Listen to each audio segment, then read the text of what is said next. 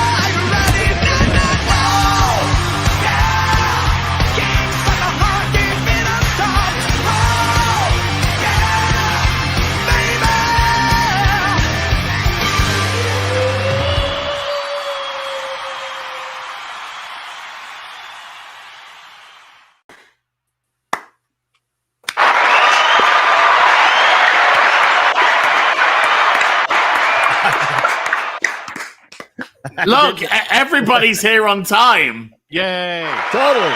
Nobody is late at all.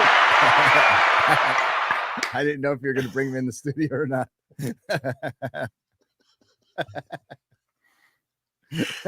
Let's just say the final words before I hit the button to start were, fuck it, we'll just go live. Yeah. And I made it. I was in there while those credits were rolling. We'll start without him. And then Gary slips in during credits, so I slip him in. I'm like, I wonder if Gary even knows he's in. But I didn't know. Just smile and wave. Just smile and wave. Not late, but definitely gay. Yes. Not late, but I hope I'm still gay. I'd be very depressed if I wasn't, Chris. So here we go. Happy New Year!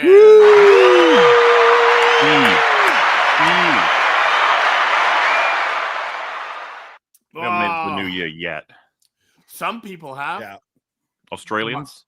Here in Papua New Guinea land, we have Papua New Guinea. Yeah, we're in 2025. So, Well. well, like, you know. Oh, I watched your Welsh clip today, Mola.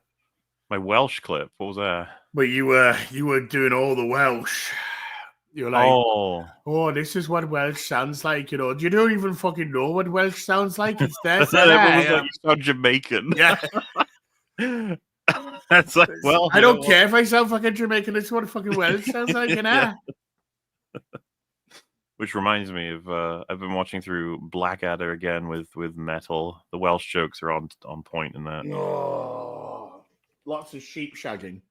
I googled how come it stopped after like the best season of the entire series. Why didn't they keep going? And it was just like Rowan Atkinson said the story was completed and they didn't want to continue it. And I was like, yeah, man, integrity, ever happens. Yeah, I mean, they said I remember at the time because I was an avid Blackadder watcher, and I remember them saying, "Yeah, series 4, because we call them series, not seasons. Series 4 will be the final series of Blackadder. That's it. Fucking excellent. Oh, it was outstanding. I'm just bringing something up. So anyway, without further ado, Gary, how you doing? I'm good.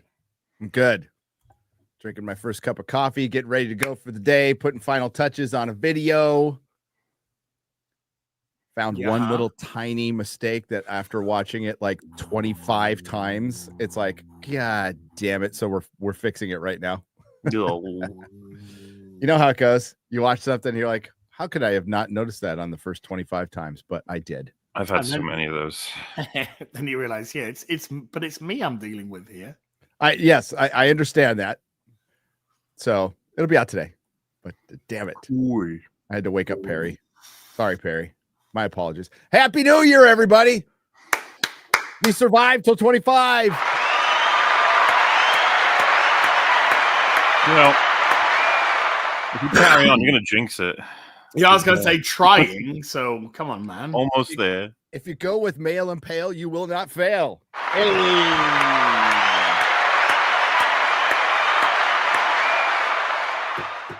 Somebody who made the friendly neighborhood Spider-Man didn't get that memo. They didn't get the memo. Hey, we got a trailer that just dropped too. Did you see the private chat?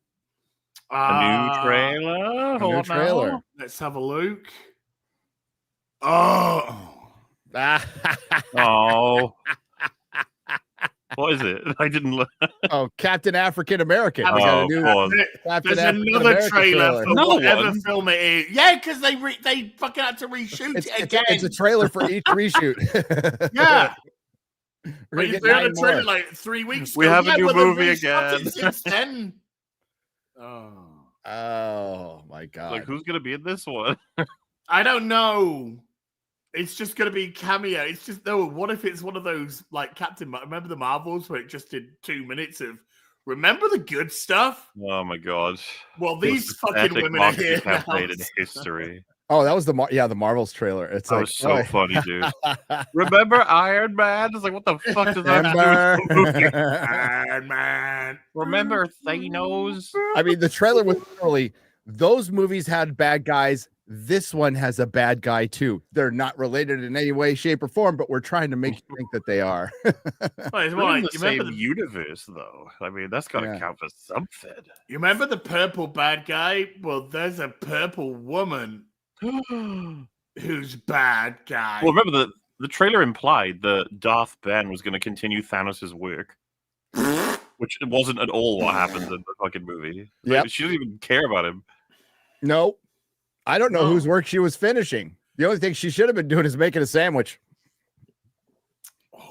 She was finishing Tom Hiddleston. Making a cosmic sandwich. She was finishing Tom Hiddleston's request that if they want him to continue as Loki, they've got to hire his wife. That's what they were doing. Molly, how you doing? What?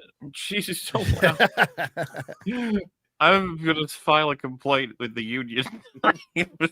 The job is too loud. Yeah, you're doing all right. I'm on a fun little 2-week experience. I've got a German in my house who's metal. Fun things, yeah. We decided we'd be responsible and only play games, watch movies, watch TV shows, eat food, and drink alcohol. We figured that's... You weren't practicing goose stepping? Well... Designing some, like, uniforms? Germany's as far away from that at the moment as possible. I'd say, it's just you threw a bit in there, just a bit nostalgic, you know. The only thing that Goose stepped over is suicide bombers. Oh my god. It's the new year. You're supposed to be nice. I am. Who said that? Who made that rule? Where's that in the rules? I didn't get that memo. What is 2025 going to be? The year of the what? Luigi again? Or something else? Okay, so 2024 was the year of Luigi? Which Luigi? Not that Luigi. The plumber? The plumbing Luigi, yeah, of course. Of course. The hero Luigi who saved the world from ghosts in a mansion. It's hard to say. Like 2024 was the year of meh. It's I think it's going to be kind of a really mixed bag next year. Do you think though saying it was? I mean, there was like you wouldn't call Joker 2 meh. No, you wouldn't call. No. There's no. I guess House of Dragon season 2 could be called meh a little bit. But there was a lot of the. Okay, well, you got to separate streaming from movies. I think movies mostly were meh. There were some good ones out there. A lot of meh. Yeah, there was definitely a different year for movies to TV shows, but I'm trying to think because I just remember it being a particularly depressing year for movies. Except quickly, Mola. No depth. But okay, would you say Squid Game season 2 meh? Have you seen it all? Yeah, no, all of it. Yeah. Gary, have you seen it all? No, I got one more episode to go. I know. Meh might be appropriate actually for my overall opinion of that season. Yeah. It doesn't get as high as season 1, but there are some highs in there that I really like. Shockingly, 2 of them are in episode 1. Yeah, two of them are in episode. Well, two or 3 are in episode 1, and they all revolve around the recruiter. That fucking actor, man, he's so good. His expressions are amazing. His just the way that he can emote. But I mean, all the actors in those scenes were superb, so everything was elevated in those scenes. But yeah, when I saw that first episode, I was like, there's some stuff in this episode that I'm like, but there's this, and I'm like, okay, if they can get more of this, then this is going to be good. And that was probably the best of the series. So. I don't mean to get into this unless you look into it, but just that I think a lot of people are going to be pretty annoyed by the part 1 nature of it. Yeah. I was pretty fucking livid. Yeah, well, there's certainly at the end of episode 7. Yeah, there's not the conversation on the internet that I've observed anyway that is anywhere close to season 1. Like, it's not in the same universe. It's just not. Dude, it's the same as Arcane. They both had a huge effect. Both of them have kind of already disappeared. Apparently, you can't capture lightning in a bottle twice. Nope. Or something. Especially when you drop it all at once. Well, you drop the ball and it smashes everywhere. Or you do the worst part and you cut it in half, and like, who knows when the second? Did they announce when the second half's coming out? Yeah, next year. Yeah, I'm sorry, the next season. Isn't the fact that it's next year? If it's good, maybe that'll help it out because it's not 3 fucking years. Or as it comes to what's Beyond the Spider-Verse is the third one, right? Across and then Beyond. Oh. So. Yeah. So that we don't even know when that's coming out. So imagine being told to wait for part 2 that doesn't even have a fucking release. Like, yes, Squid Beyond Game the is better Spider-Verse off in that direction, I guess. Yes, yeah, Beyond the Spider-Verse 2027 earliest probably at this point, since it's not even into production. Which is insane. All right. Good luck, guys. Yeah, it's not terrible. Like, it's not terrible. No, I don't hate it. No, it hasn't really justified its need to exist. Beyond it, just it's like well put together, and like the creators come out and said straight up, like, I did this for money. So, like, and that's fine. I have no problem because he didn't get a lot of money for the first one, and he lost teeth during the first one, and he was super stressed out. But he basically did this for money. It looks like he still tried, but the motivation was just like, I wanted to get paid for the last one. And I can't blame him for that at all. Yeah, I mean, the first series of Squid Game, that was something that he'd written 11, 12 years ago. I think that the show had some, even with what we see of season 2, like, there's some really good ideas in there that can keep it going. Like, putting frontman into the game was a very good idea. Yes. That was like, it felt like first season when they did that. I was like, oh, right. I need to go back to see if we've seen number 1 at all, or whether or not we had was a look. Inserted after. I think they obscure the person who is number 1 on the broad shots of the player listings, and then they never actually show him, which obviously they can't because he's not in it yet. Our assumption is because he's watching Red Light, Green Light. So yeah, he's watching Red Light, Green Light. Yeah, so number 1 has to have been killed. Number 1 was shot, and then he took over the position. Yeah.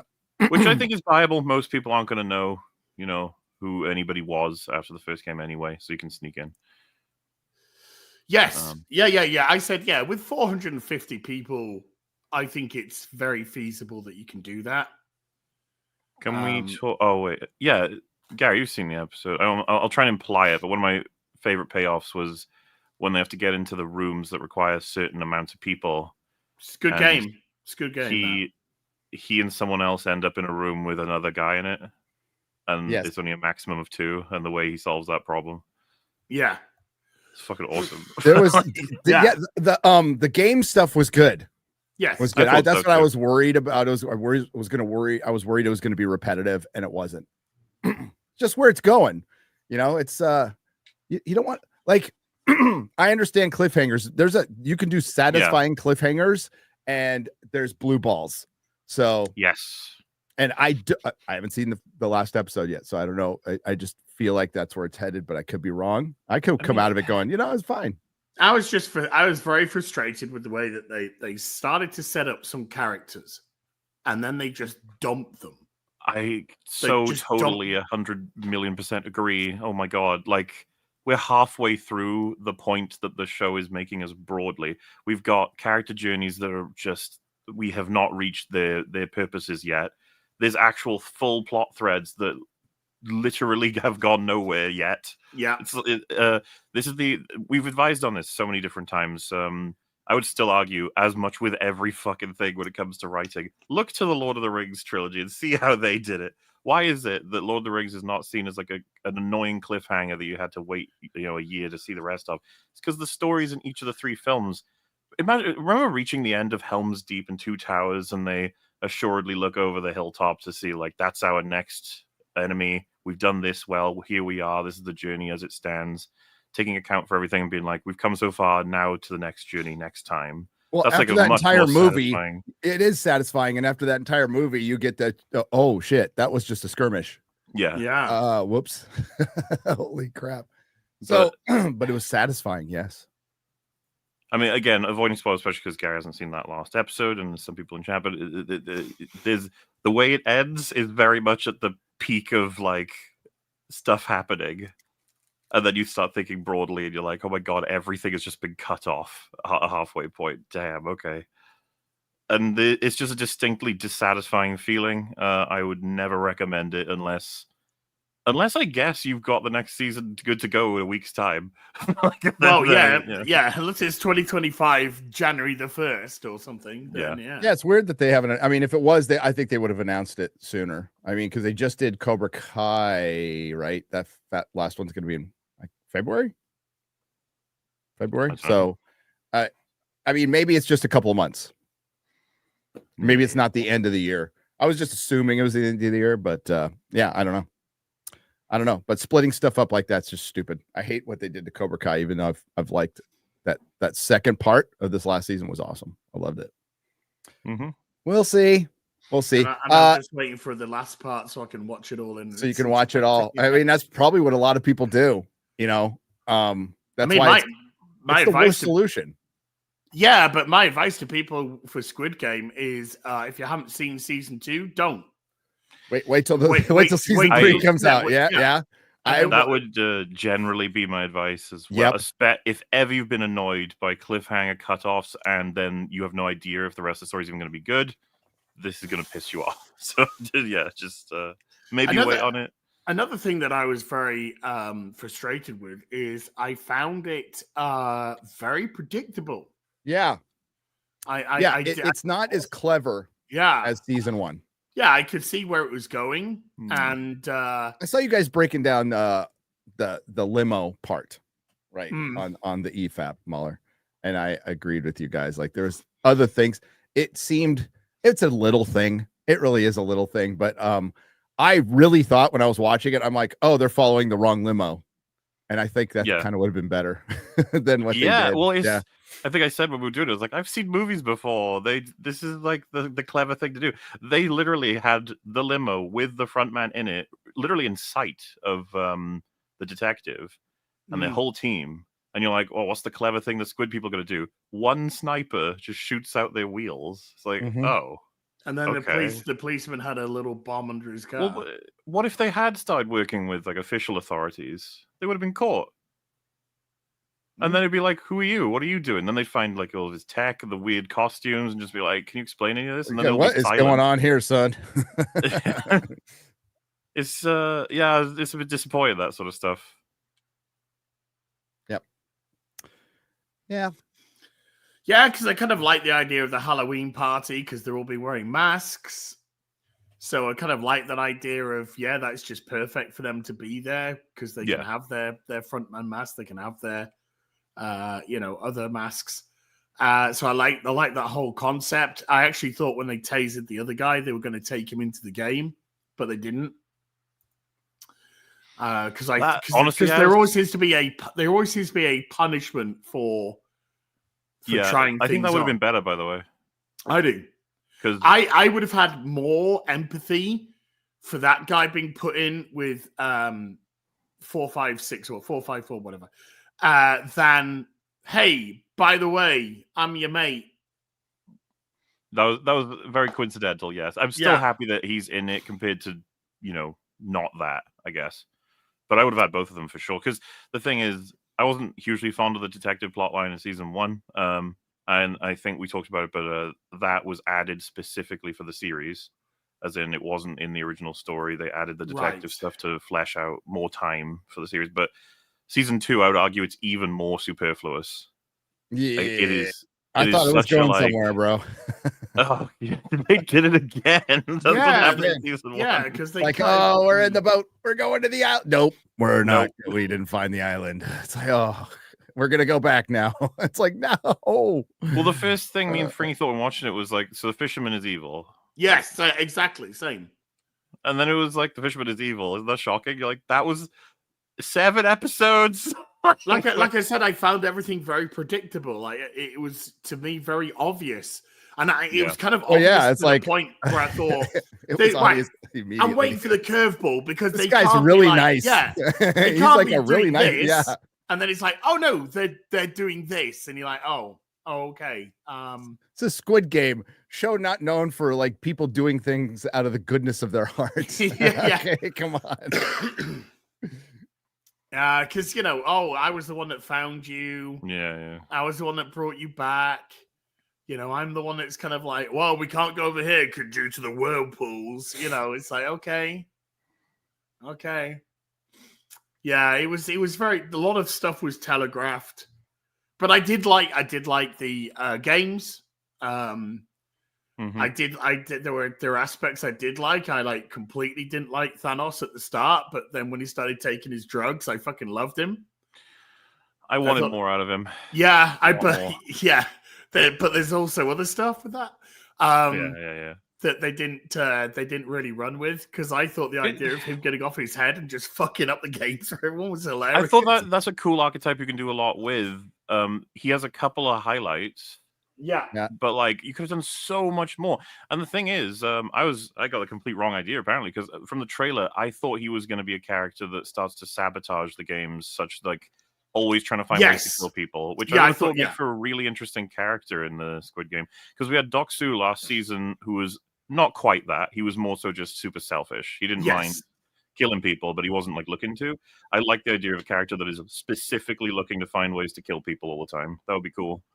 Yeah, because it's just brilliant the way that red light, green light. Yeah, they sort of getting there. Yeah, there's some people that are fucking up, but they're sort of getting there.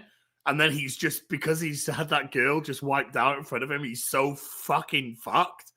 He's like, I've got to take me some drugs, and he takes his drugs, and this one he's just like, what am I? It's funny. What am I, in a dark humor way, obviously, but yes.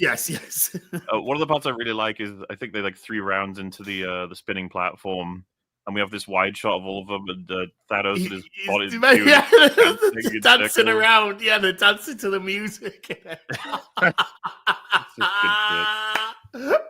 It's just brilliant, that. And so there are things which are going to get dumped, but there was a lot of characters that, there was one character in the carousel game that gets killed, and I'm like, who was she? I knew who she was, but I get what you're saying. I don't think that was.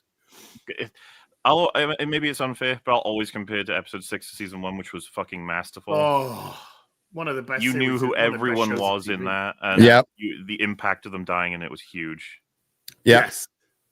And in this season, we're just all X-ray girl, no. X-ray girl, no. Yeah. X-ray girl, no. X-ray guy, no. X-ray guy, no. Transsexual X-ray girl, no. No. X-ray they them. X-ray them. X them. No. It's kind of unfortunate Gary hasn't seen the last episode, because I have a lot of comments on that one. Oh, there is a part in that which made me furious. Chat, StreamYards is the audio problem. My mic is completely balanced, so I apologize. This fucking software is just turned to shit, so it'll level out in a second. There's not much I can do about it. Yeah, I'm looking for an alternative to this, because the audio in this thing is just garbage. Yeah, and they're like, they don't charge us much, but they'll fix things like, hey, we'll put it on dark mode, and then it doesn't fix. And then, we can put you in little circles and squares. It's like, everybody's been saying, fix the fucking audio. Okay. I don't care about the video. Fix the damn audio. Sorry about that, folks. But the video as well, because like everyone in this room here, everyone's crystal clear. But then when you see it on the screen, like some people look like they're in fucking 360p. It's like how? Yeah. Anyway. God. Yeah, there's in the final episode, there is a couple of three things in that which are just like, you gotta be fucking kidding me. Yeah, I want to say stuff, but I know. Maybe next week, because next week. I'm sorry. Well, you know what? I don't think a lot of people finish it. I think we can go full spoiler next week. That's what I'm saying. Yeah. Well, I was just gonna say it's worth it just for the audience as well. As some people probably still watching it. All of a sudden, all this shit came out all at once, right? Yeah. I'm still trying to like get through Creature Commandos, but I don't want to watch that. Everyone's been complaining about it. Which I haven't bothered, by the way. I've watched 2 episodes and they're just building up, and I'm just going to probably watch it all at once. I caught up on Landman. That's good. I think good things about that. Landman's good. Landman's soapy, but it's good. It's got TNA for one, so thank God for that. Yeah. In the penultimate episode, they took a shot at Bud Light, which was funny. You know, a waitress comes up and goes, "Guys, want a picture of Bud Light?" He's all, "Hell no. How's that working out for you?" And she's all, "Oh, like a popcorn fart in church." But what Bud Light was doing was offering like incentives to upsell it. So they mentioned that. They're all, "Yeah, but I get an incentive for upselling it." And he's all, "Well, I'll just get an ultra and make it up for you, the tip, because I ain't touching that shit." Which is like, yeah, that's good. That's good. Little stuff like that. It's just Billy Bob Thornton smoking heaters all the fucking time and putting out fires. It's great. Being Billy Bob Thornton, I guess. Yeah. Smoking has made a huge, I mean, there's fucking tons of smoking in Squid Game. There's like smoking's made a big comeback. Oh my God. Every actor like burns a heater on that show. Like Millie Alcock is like got her fucking Marlboro Reds out. And like, they're all trying to tell you how to live, and they're all fucking smoking and drinking and doing drugs and being heathens. Love me some heathens. Hey, we gotta, you know what? We definitely that tweet I shared with you, Mahler, we definitely have to bring that up because that's kind of funny. There's been a few. One of the ones, did you guys see the thing about, or did we talk about it? The whole Netflix tells its producers to make sure characters announce what they're doing so that viewers can understand it. Yes. Did we talk about this? I can't remember. We've talked about it a little because it came up in multiple articles, and I started seeing the repeated pattern of casual watching. So casual watching, which we all do. Like, yeah, but you should never be creating a story designed for people to put on the second monitor. That's insane. Well, for one, you're competing. What they're trying to compete against is streaming. That's what they're trying to, like, streaming on YouTube. I won't even say Twitch. That's inconsequential. But streaming on YouTube, streaming at other places, having a screen on in the background while you do your chores or taxes or whatever around the house. I always have something on without the volume on, though, like in here, because it's just, I don't know, I do. And a lot of the stuff that we'll put on a second monitor that we actually really, really like is stuff that we originally watched on a first monitor. Yes. You don't design something such that you don't put your eyes on it. That's insane for films and shows. This is where they're also, exactly. This is where they're competing against themselves, because in the background, I'll put on Babylon 5, I'll put on Buffy, I'll put on X-Files. X-Files on my rewatch, I've been totally paying attention to all of it, but like I'll just throw that shit up all the time because I've seen it a million times, or Star Trek. And it's fine, and that's what they're competing against. But the whole thing was a push that this somehow got to all the board members of every studio. And I mentioned it before, it reminds me of fucking Scrooged, right? I even brought it up in one of my videos. It reminds me of Scrooged when Robert Mitchum's all, a lot of dogs and cats are watching television. And it's exactly that. It's exactly that. And holy shit. So somebody got to the boardrooms and go, there's a lot of people turning on their televisions, but not really paying attention. So, like, let's announce what we're doing. Let's write for that. And I'm like, oh my God. So first, their big idea was, this fanfic thing is really popular. We should really lean into it with genre and start producing fanfic. Now that this is like almost as bad. So it's going to be like, I am the bad guy. I am now walking through a door and I intend to kill this person. Da, da, da. You know, like, holy shit, it's going to be terrible. Like, there's a lot of exposition in Squid Game too. There's tons of it. Oh, there's way too much. Tons of it. Way people say that it's a subtitle problem. I guess we'll never know if it's because we don't speak the language, whether or not it's the dialogue in the actual show or it's whoever fucked up the subtitles. But you're right. The worst one that we were talking about when we were breaking it down was remember when the loan shark dude who came after him in season 1 is now working for him to do all the subway shit. Yeah. He gets into his car with all of his guys who have already been doing this semi-regularly. And re-explains the entire operation and motivation for doing it to them. And he begins it with, as you know. As you know. And it's like, oh, come on. That's like the meme. Yeah, there was so much in it. Like the first 2 episodes, apart from like a couple of wonderful scenes, was just exposition dumps of stuff we already knew. And I was like, you've just wasted 2 episodes here. And that's the problem with like... and I was like, right, like later on with Thanos, for example, we find out that Thanos was on a bridge ready to jump to his death when he was approached by a recruiter for the game. And I'm like, why weren't we seeing these stories? Yeah, we should have seen that shit. Why weren't we seeing this YouTuber have his account and get people into this pump and dump and fuck that up? And why didn't we get to see that? Why did we just see a girl in a maternity clinic go, oh, she must be preggers, and then walk out, and then we don't see her for fucking 3 episodes? It's like, where was the build-up to the characters? There was none. No build-up, and we were just getting this waste of time exposition. Which is crazy considering with the second half coming out, this will technically be a 14-episode season. Yeah. Because... to be honest with you, I won't like calling it season 2 and 3. I'll probably be calling it season 2, part 1 and part 2. Yes, that's what I'll be calling it. Much more accurately what it is. Yes. Yeah, I said this is season 2, part 1. But back to that Netflix, like that's across the board. That's not just Netflix. That is Netflix doing it. Disney's going to do it. Everybody's going to do it. They really believe in this. It's going to be they bad. truly believe it, and perhaps it is monetarily beneficial, and that's how people are just. Everyone's got a second screen next to their TV these days, that they leave something on. That's just how it goes. It's your bonus TV show that you don't watch. One can argue Star Trek, Christmas Trek's written like that. It's just, it's really saccharine, right? So it's a lot of people crying, a lot of just bloviating statements, over emotional, to be caught like while you're looking at a phone going, oh, somebody's crying, what happened? You know, remember all the gaps and pauses in Ahsoka? It's like it's designed to encourage you to look at your phone every once in a while. It's like, go on, you can now. This is the phone time. They're crossing their arms. You can go check check some emails. Yeah. Oh my God, are there some long pauses in that show? It's like, we really need to pad time here. Oh Lordy. But that's such a long season, isn't it? It is. It is. Crush that much storytelling in there.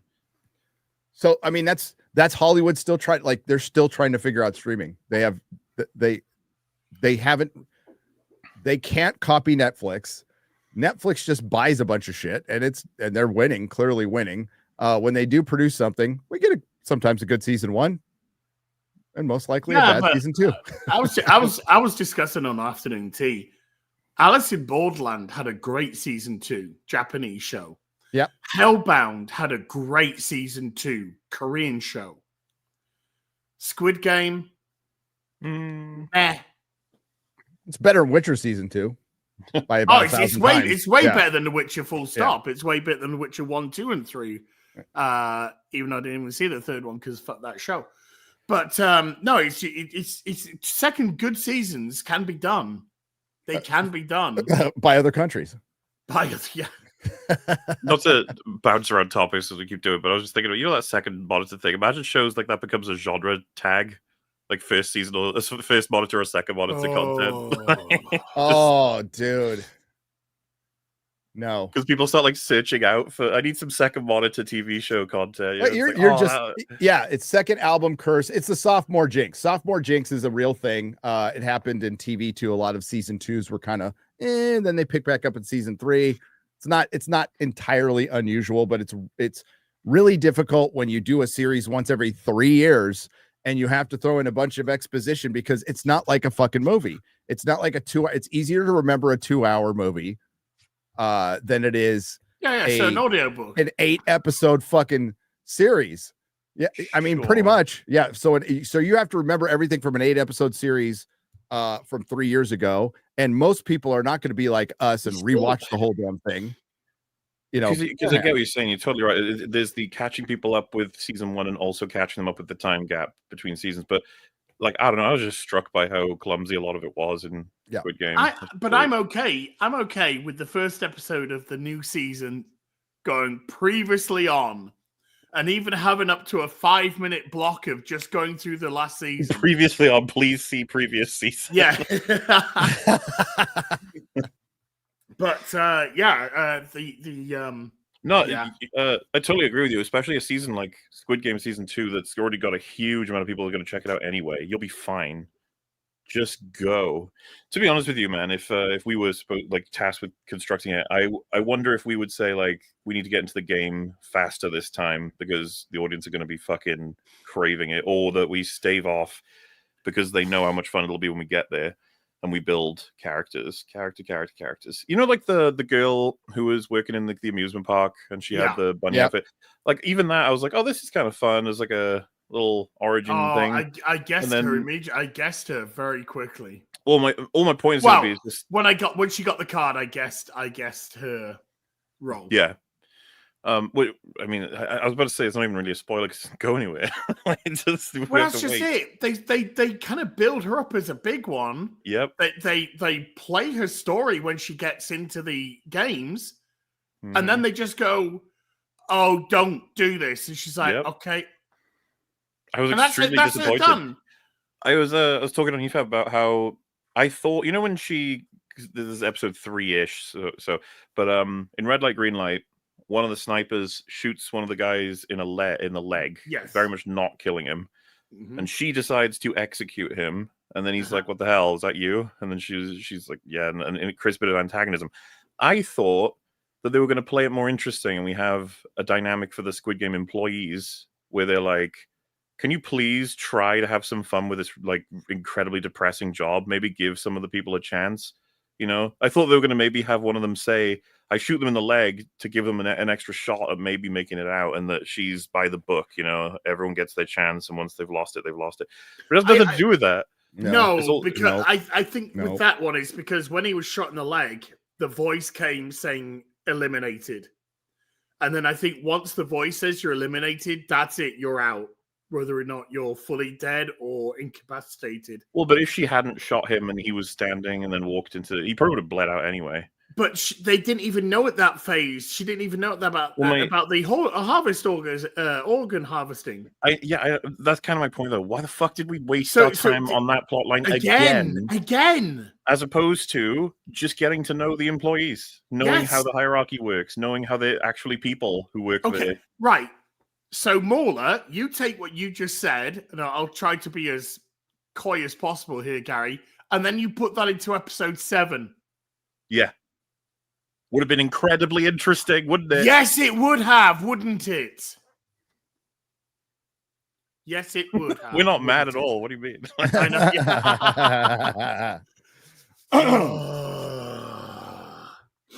God, I want to talk about this so badly in depth. Next week we can. Yeah. Next week. I think it depends because I'm be on a Superman.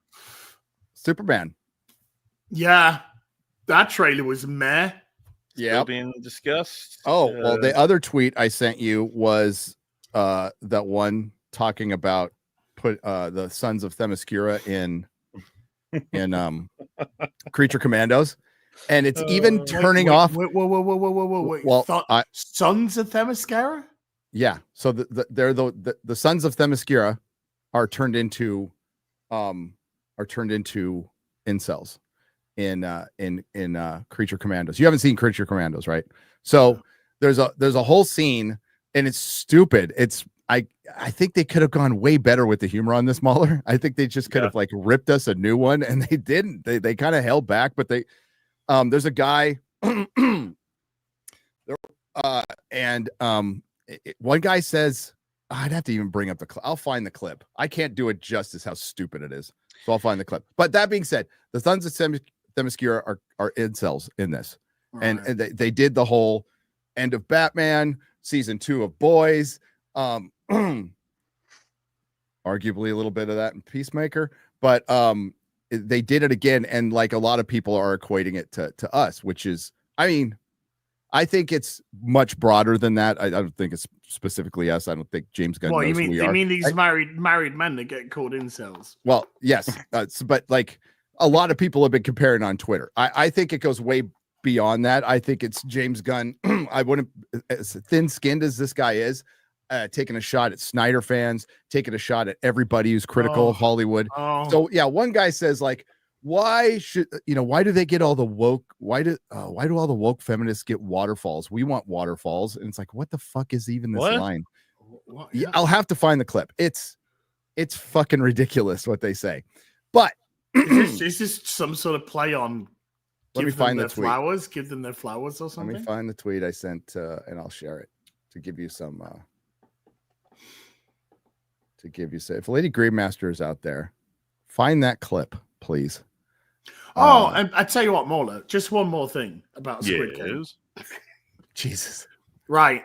I thought the trans character, I thought that they played them so perfect, can do no wrong, that when he followed them into the toilet, the pregnant woman and the old woman, I thought he was going to kill them in the toilet. We'd be like, yeah, okay.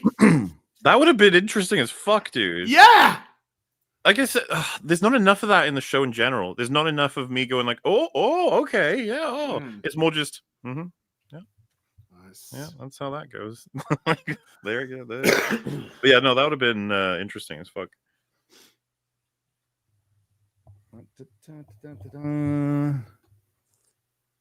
All right.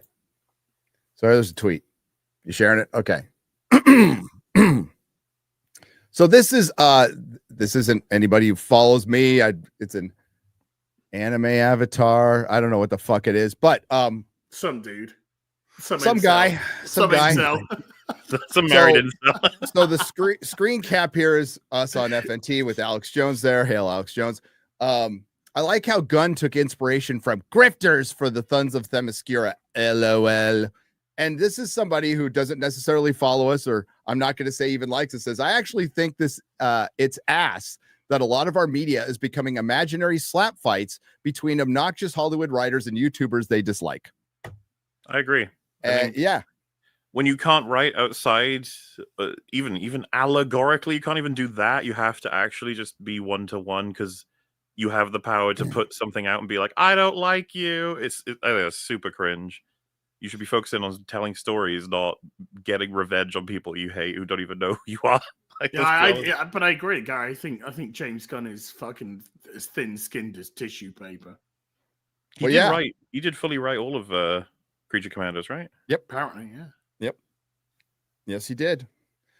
So my whole thing on this is it's fucking hilarious. If somehow, like, for one, we've been pretty supportive of Gunn's films. Yeah, right, for the most part. So I that's why I think it's a stretch, and I think it's much broader. What he's paying, basically, it's MAGA, dude. It's not just us; it's MAGA. It is more than half the country that he's painting this broad brush with, right? So it's not just FNT. But let's run with this. If this is true, if we, and I mean royal we, you in the chat too, are in Gunn's head while he's starting his own DCU. It's hilarious. It's fucking hilarious. And he's fucked. He's done. It's DOA. If they're going to continue this kind of storyline through, if like this is in Superman, I even brought it up in the trailers. There's going to be people who are against Superman. Like, how are you going to code them? I'll use their language. How are you going to code them? It might be nothing. It might be nothing. It might just show up here. I don't know. But like, if this is how you start out and like, half the country, more than half the country is in your fucking skull right now over some criticism that's not even really leveled at you. What are we doing here? Like, you need to relaunch an entire universe. Everything relies on Superman. needed to, you know how we said like Superman needs to be great, we said the Penguin was coming out, needs to be great. Creature Commandos, I don't think it mattered if it was going to be great. It was never going to be able to break through into what it would need to be to justify its own existence. But if you're going to make it this, like, no one's going to remember it. It'll just be that weird bump before Superman came out, I guess. So if that. But he's got a red hat on in the trailer. Yeah, in that thing. Oh, and it's definitely towards like they're trying to make a caricature of Dude Bro MAGA. That's pretty much it. So what their perception is of it, which is very, like I said, like it's a caricature.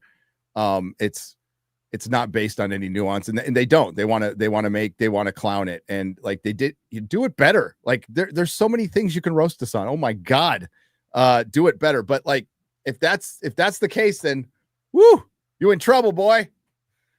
I wouldn't really go with that, but yeah, that's why I'm like, putting it with just us. It's like, okay, what? Great. No, you have to let us know if it's worth seeing by the end, I guess. Funny. We'll have to wait, and I'm going to watch the rest of, to be fair, I've only seen 2 episodes, so and they're not like a huge part of those first 2 episodes. They're in it. And then they get slaughtered at the end of the 2nd episode, right? So when the bride takes them on. But my bigger concerns about the DCU is like heavily basing stuff on New 52. Those would be things I would be concerned about. The Authority.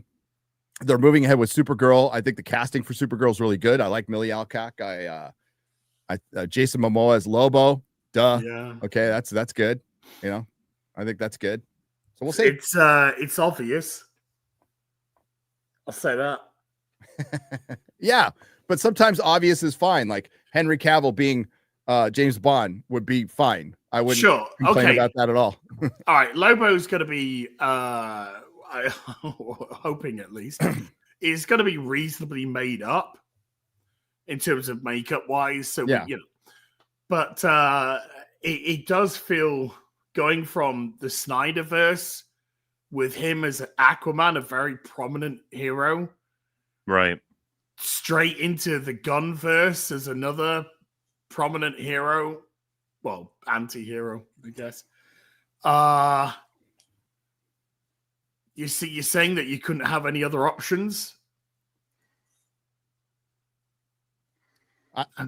It just feels weird. It just feels a little bit weird, If we remember, he really, really wants the role, right? Jason Momoa. And wasn't there a thing, something like a year and a half ago, when James Gunn announced that he said he was like ecstatic about a future potential role, Jason Momoa, meaning everyone figured it was Lobo. They were like, oh, it's probably that. He's wanted to play Lobo, so there you go. Like, what I'm saying is he wants it, he can do it, and he's pretty popular enough to like benefit the whole thing, so James is probably on board with it, and that's that, I guess. So here's because I'm with you on the whole, like, isn't it a bit weird to have famously Aquaman now being a completely different, it's like, well, it is.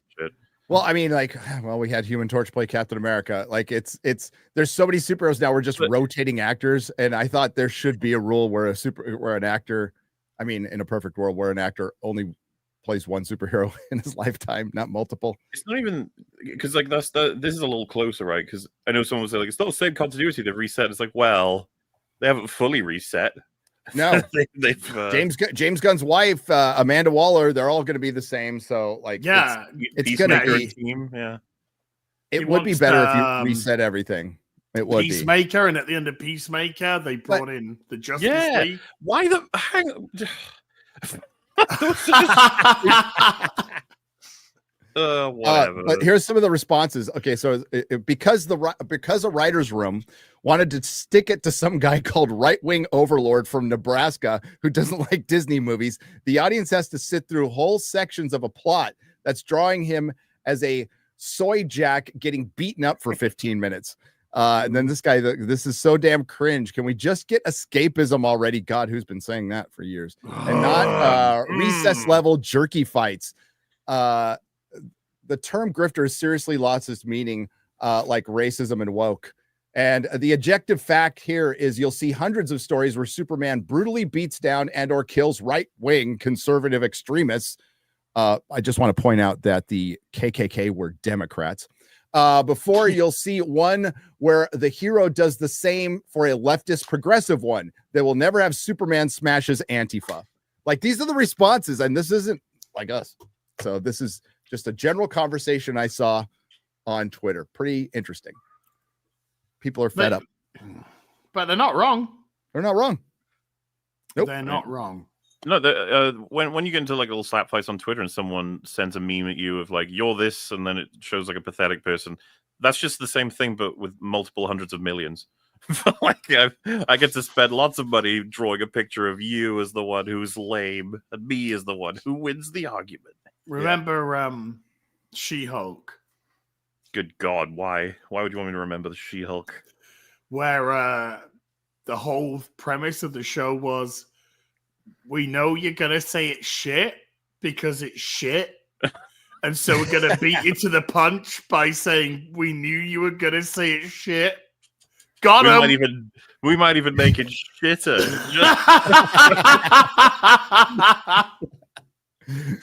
That'll show you. That'll learn them. That'll get you. We own the chuds. We're going to lose more money than you could possibly imagine. I wish I'd saved it, by the way.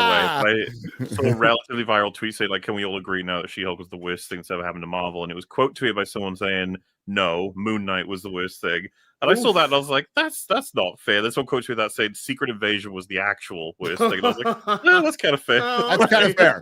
That's more fair. Moon Knight was shit, but it wasn't as bad as She-Hulk. No way. No. But man, top secret, secret invasion, top secret invasion. Thanos in Wellingtons. Bro, that's the worst. It is so fucking bad. It is. There are so many problems now. Did you know, as we head towards this Captain African American trailer, that there is a insurgency of 1 million Skrulls that want to kill humans? No, all humans. Obviously.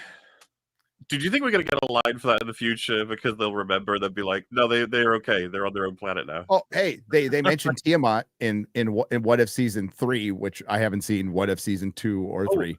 I've heard they accounted for the Council of Kangs as well. They did. They did. Was it Captain Marvel killed all of them? Or something? Was it what if Jonathan Majors slaps his girlfriend? Hey, the charges were dropped, man. Charges were dropped. Got to be fair to the guy. He ain't getting his career back, which sucks. But yeah, it was what if Marvel was good? we can fix all this shit. But the thing is that they're dropping all these changes in a show that literally nobody's watching, right? And I mentioned it last night. I was responding to a tweet where it's like, we're now at a phase where Marvel projects come and go, and they just have no impact at all, like none. It's a fart in the wind. And this thing used to be really special. It used to be. Many years ago now. We're talking half a decade. So I don't know how you turn things around quickly. Just to be, because I know chat itching to discover this piece of information. They're all going to say thank you so much for sharing this, as well as you two. But in, I guess, season 3 of whatever, What If, Captain Carter and the Exiles have been confirmed to eliminate the Council of Kangs from Quantumania. They got him.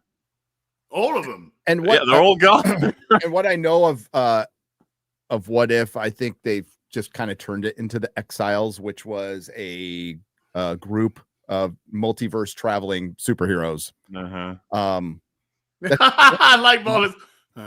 Yeah, that's pretty. I don't know, and everybody's falling asleep. Yeah, it was a comic series, partially written by Judd Winnick from The Real World season 2. I think I said Judd Apatow.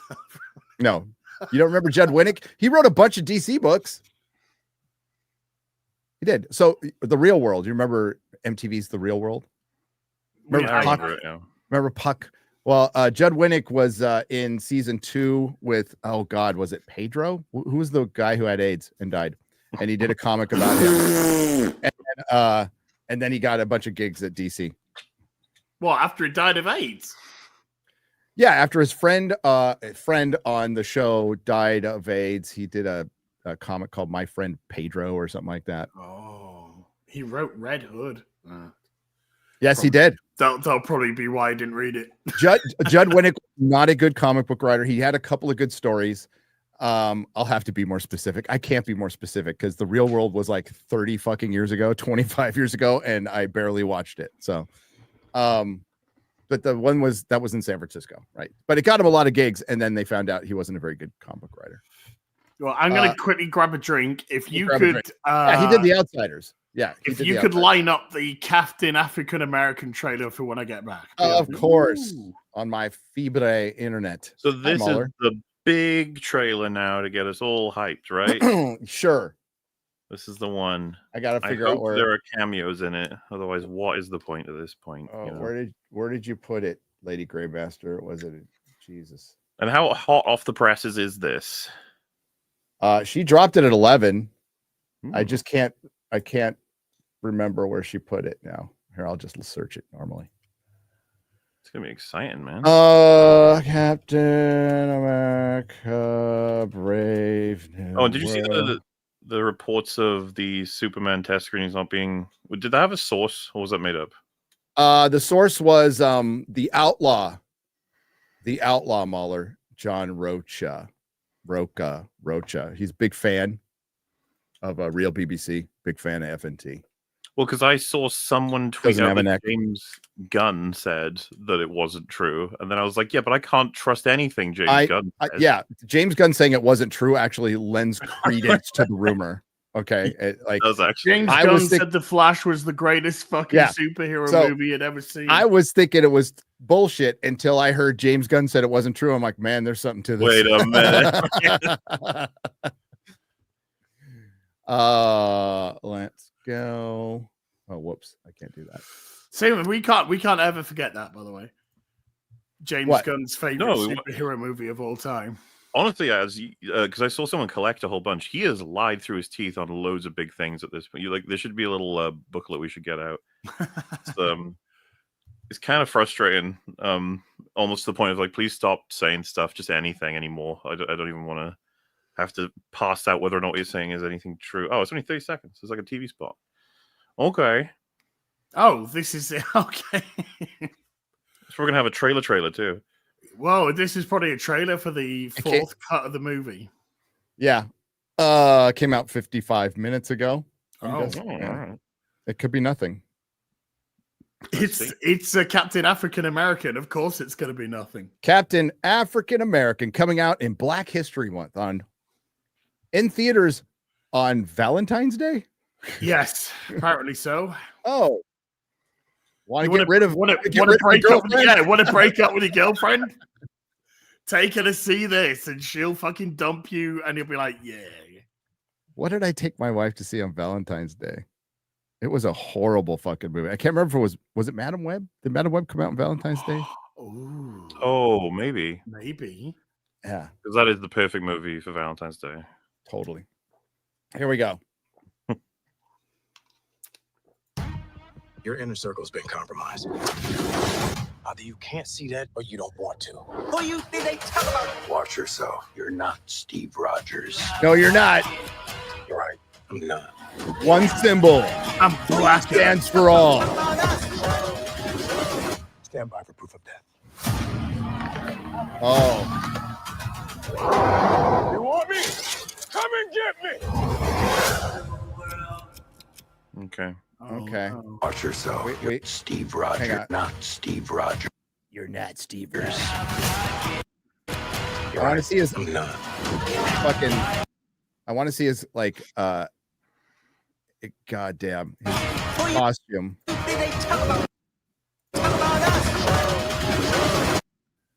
Well, there's a shot at the end, right? You probably grab that. Yeah. Or do you want the one with the helmet? You want me? Come and get me. Once he puts his helmet on, dude, it's so Power Ranger. Nah, you can't see shit. It's all blurry shots. Of course it is. Captain African American. They changed it from New World Order, everybody. What was that? What was Brave that New World Order music, by the way? Sounded like the Gladiator 2 trailer music. Yeah.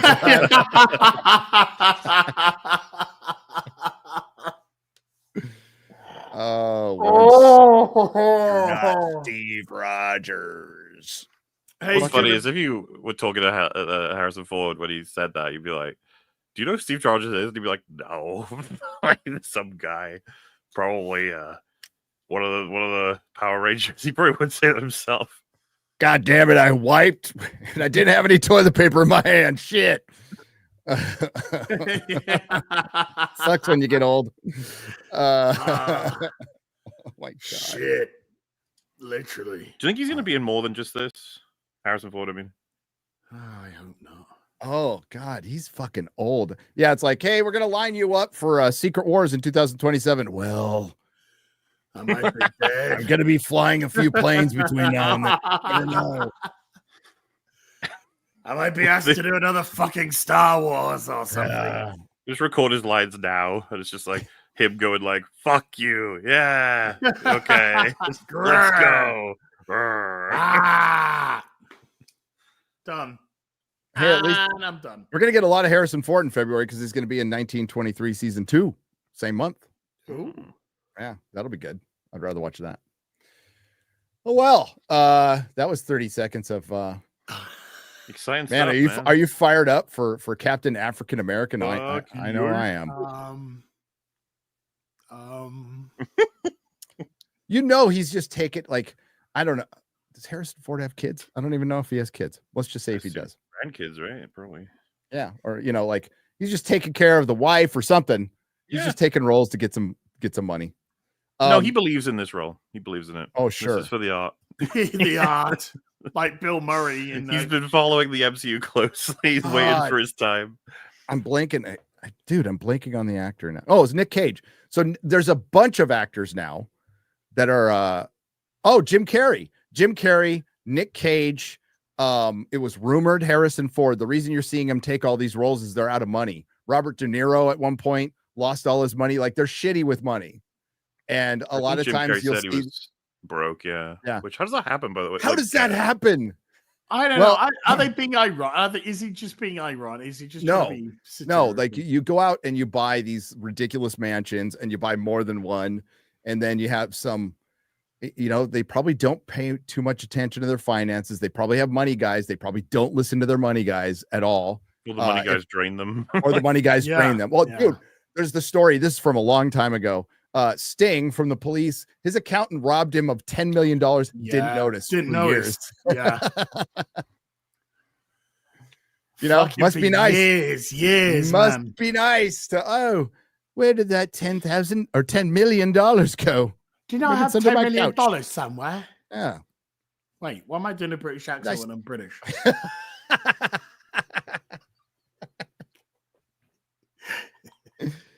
I don't think I spent that much on hookers. Wow.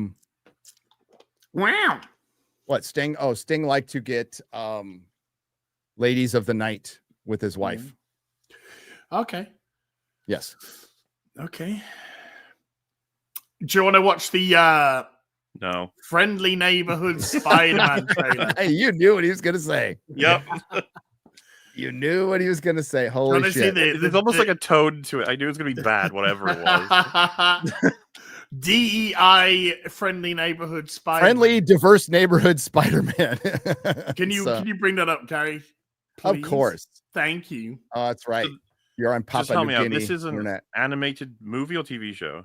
This is an animated TV show on Disney Plus. Okie dokie. The first from...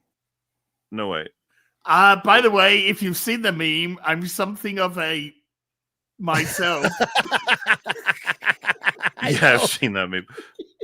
Is this so? How does this work, like production company wise? Is Sony involved in this? So no, this is the first official all Disney Marvel, not Ike Perlmutter's Marvel, not Marvel Television. This is the first Disney Marvel Studios Spider-Man thing. Okay. Period.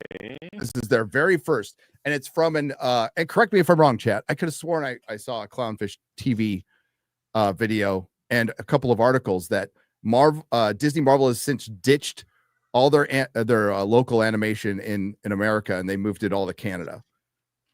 Fact check me on that, because there's something they show at the beginning of this trailer that I think is a bit misleading. I think it's just a tiny tiny bit misleading. Was it Spider-Man? No, it says from the studio that brought you X-Men 97. And I think a lot of people yeah. animation studio. No, it's from the studio that brought you X-Men 97. From the plot of land in California that brought you.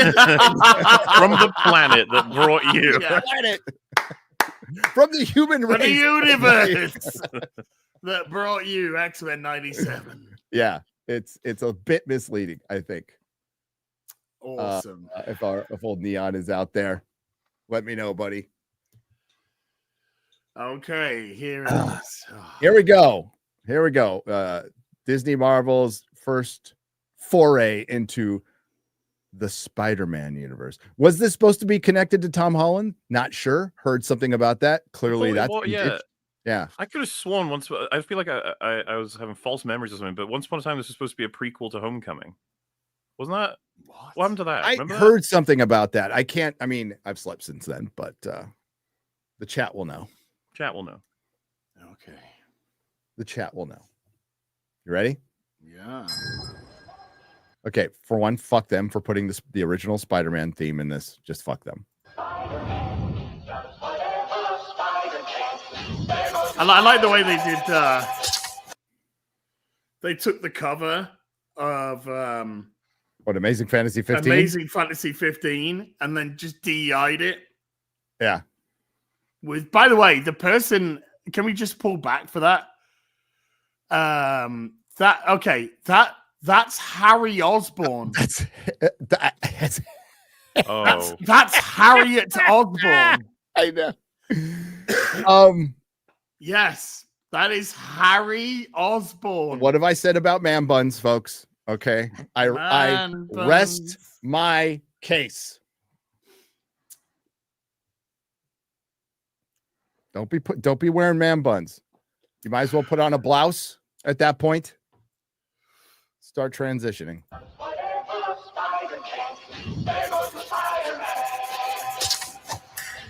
Peter, you're gonna be late. Okay.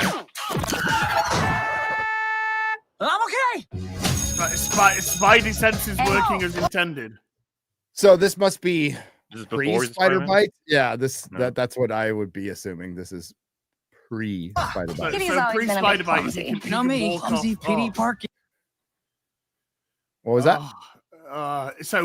Pre-Spider Bite, he walks off getting hit by cars. Gotcha.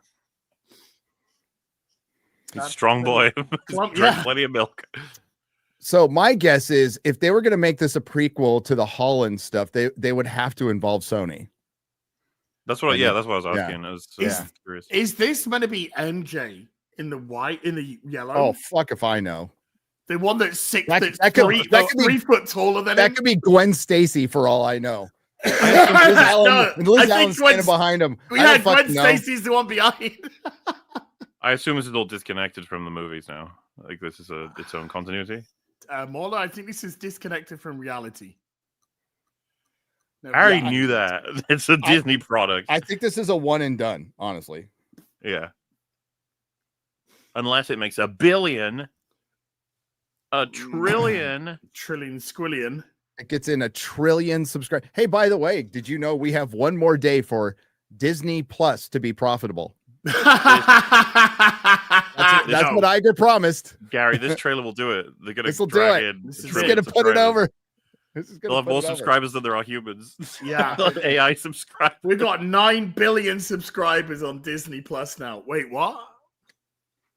I mean, there probably is a little bit of that, right? Spending their own money to create accounts to pretend as though there's extra subs. That's a better use of money than that fucking Marvel's advertisement with the Cats stream. Remember that? Which probably still cost them. I remember. Oh my god, the Cats! You may as well farm your own subscribers than make that. Which was better than the Marvels, okay? I'm just going to say it right now. The Cat stream was much more entertaining. Much more substantive, I'll give you more, that. Yeah, it had more character development, better arcs, better story arcs, better CGI. payoffs. Yes, less CGI. I love this frame right here. Just perfectly encapsulates modern Hollywood. It's like, Everything. if we're gonna have a white man on the screen, he needs to be counteracted by 3 women. One of them has to be at least 6 inches taller than him. They all have to represent every race, so it could be vaguely diverse. The one on the left could be Indian with a dot or American Indian. We're not really sure. And then of course we have the Asian representation because stop the Asian hate. Oh wait. We backed away from that one once we found out what was behind it. Well, I was going to say, why is the Asian woman hiding from the 2 black girls? Well, are they? I think it's vaguely diverse. I think they're just like, we'll just make it vague. But yes, if a white male and he's cis, he needs to be counteracted by some diversity. That we need to. It's a necessary redress, right? That term. Sure. Parker. Was that guy? It looked like he was doing a line. Yeah, maybe not. Mr. Campbell, I remembered I left something in the bathroom. Oh, you're Spider-Man now. Oh, no, go back. Go back. Go back. Go back to the classroom, please. From the studio that brought you X-Men 97. From the universe that brought you. Go back to the classroom. Yeah, okay. there. Yeah. Oh, he's eating an apple. I thought he was going. I thought it looked like he was.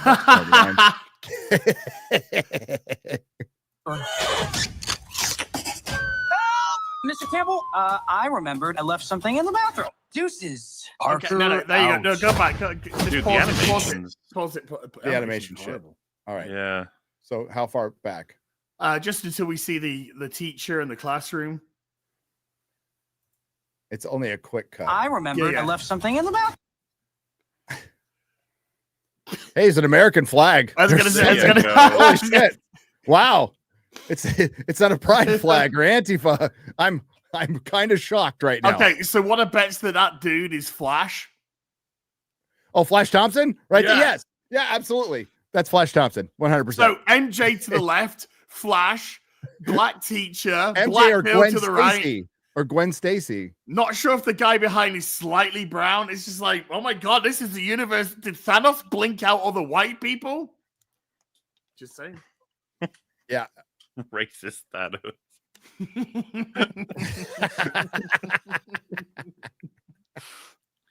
Just clicks his fingers and all the crackers disappear. Yeah, because, look, Peter going deuces. Is this... That's kind of racist there, Peter. Parker out. Oh, well, he's going to drop some deuces. He had to go to the bathroom, right? Oh. Superpower size kid. Know you want a neighbor like me. Oh, no! Stop it! Stop it! Stop it! I'm very tired of this fucking trend. Oh, it's so annoying. Old already. It's so fucking annoying. Spider-Man, Yo, swagger of a young black teen. Oh, they're not. You want a neighbor like me. What is he saying? Again. No. Superpower size kid. Know you want. What did he say? Superpower sidekick? I have no clue. What did he say? Wait, yeah, hang on. That is begging me to stop. Superpowered size kick? Superpowers. I was trying to figure out what he said. Oh, superpower sized kick. Superpower sized kick. Okay. What? So it's a superpower sized kick. Size kick. It's poetry. Is that what he's saying? Can Yes. you put on the fucking subtitles? Lyrical genius. Okay. That's gonna this rework theme is gonna change the world. Some people are saying superpower size king. Is that it? What? Sized kid? Can we listen again, please? If I listen again, the Okay. chat is gonna totally revolt. I'm just gonna point that out. Okay. Spider-Man.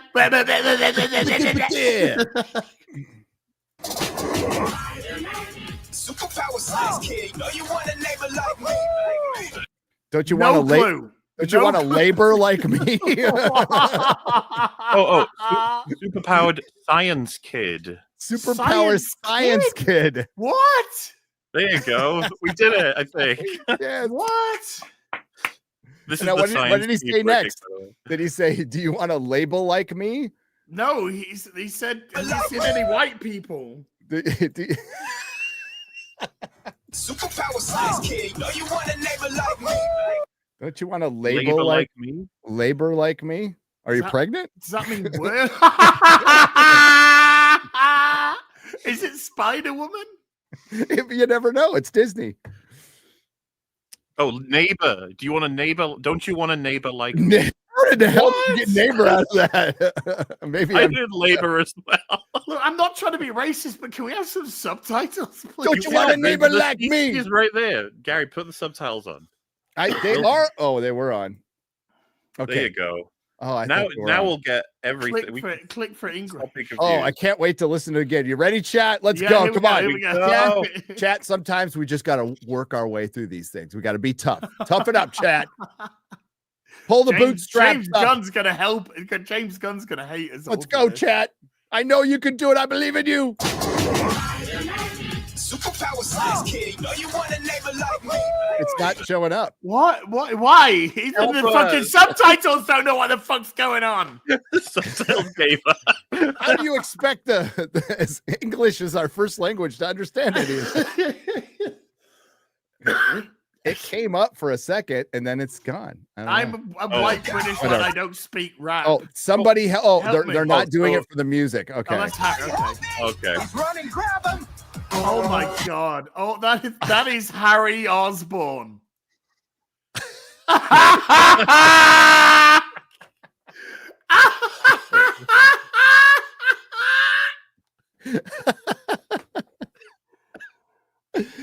Oh god!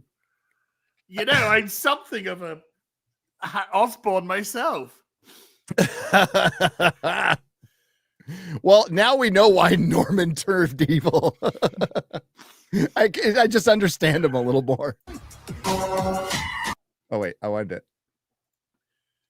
Yeah. What the fuck? Dude, it reminds me of that screenshot you had earlier. You know this image? It's like my favorite Pepe right now, the Pepe stare. Oh, where is it? I got it. You put in private chat. Hang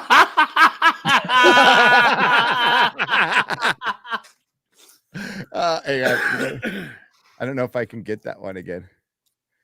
What the hell? What is this? Whoa! What is this? He's running. Are you assuming Harriet's gender? Are you sure about that?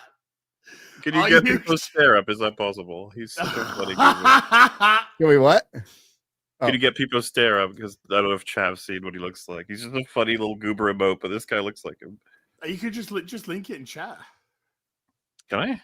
Yeah, I think it's the only way that chat's going to be able to see that. Well, I mean, I can put that up. You want me to put it up? Yeah. Put it up. Yeah. I mean, it's tiny. Hang on. Let me see if I can zoom. All right, don't judge. I'm zoom. Okay, yeah. Hang on a second. So compare that with this.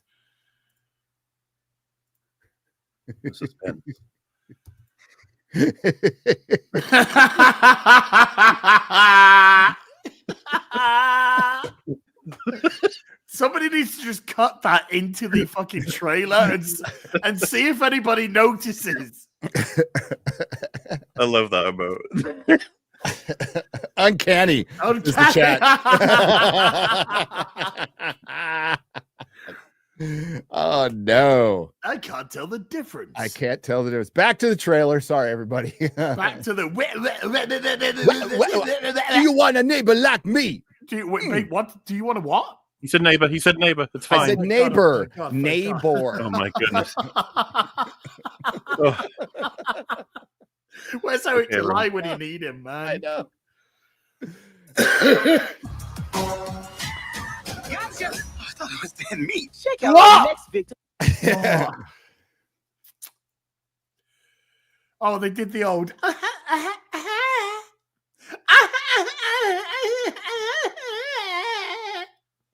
Okay. Fucking hell. What is that? It's a dude. What? No, it's not. It's not.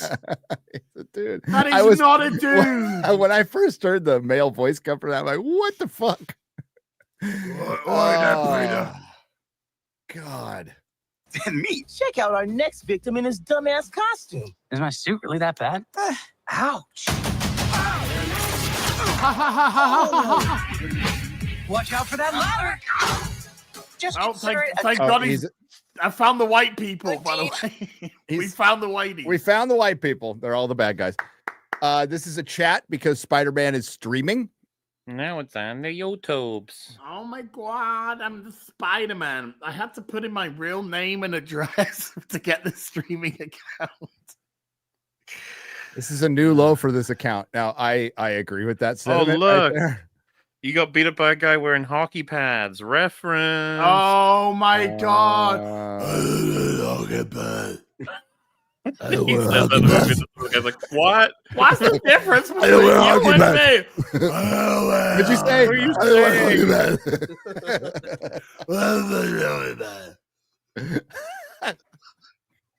By the way, that's Batman.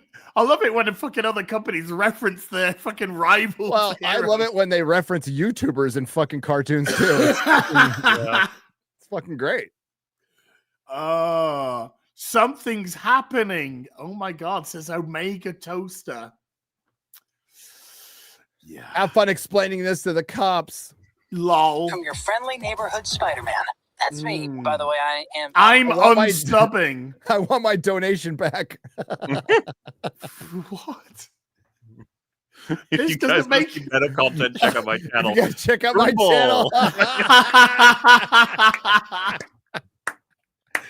Can we just cut those names out and just replace them with like critical? Can we put our own Drinker chat? and Nerdronic and No, just and put, Bowler Hill versus Babyface? put in your average FNT or EFAP or whatever chat. Yeah. Real BBC chat and overlay it with this. This is fucking gay. You're gay. That was so good. I'm Spider-Man. There we go, there we go, there we There we go. So whoever got hired to write the song is like, I'm out of lyrics. There we go, there we go, there we go, there we go. I'll just keep saying it. Oh dear God. I truly believe that I have these powers. So is that Aunt May? Probably. Or maybe it's MJ. Anyone that's taller than him, you just don't know. Maybe it's not Flash. Maybe it's Harry Osborn or Oh, who knows? maybe it's Gary Osborn. Maybe it's Gary Osborn. Maybe it's Ozzy Osborn. I don't know. I truly believe that I have these powers Maybe it's Captain America. to help Yeah. people, to protect them. Need my city, you need me. Taking off the mask, I know what you see. Know you want a neighbor like me. Like the Shocker, maybe. Man cleaning up the streets.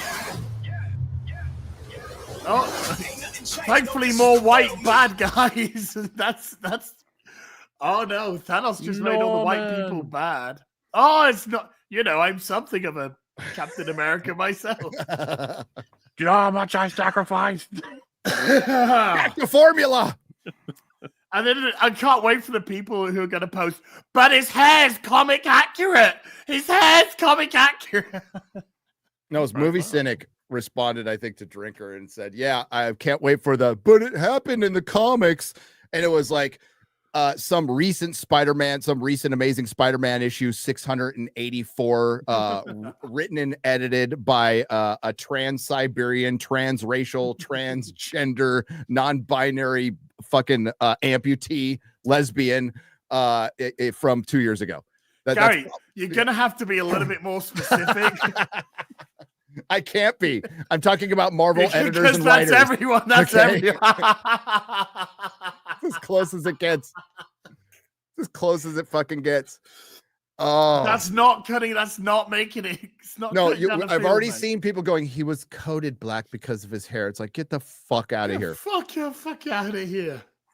Okay, so you're gonna have. I mean, if you want to consider all continuity, and by the way, I haven't read Marvel comics in the last 4 years. I don't know what's been retconned. I don't care.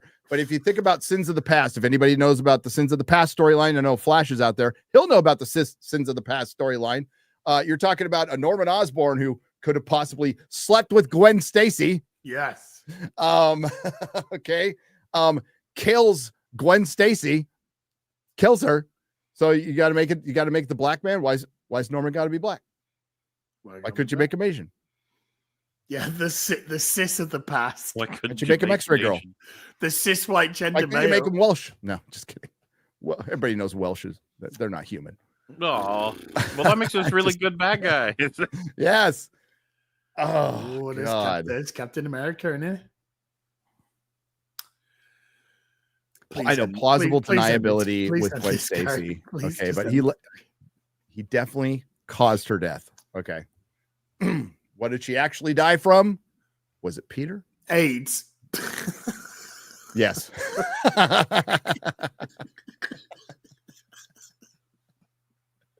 From Norman Osborn. And she actually died before she was that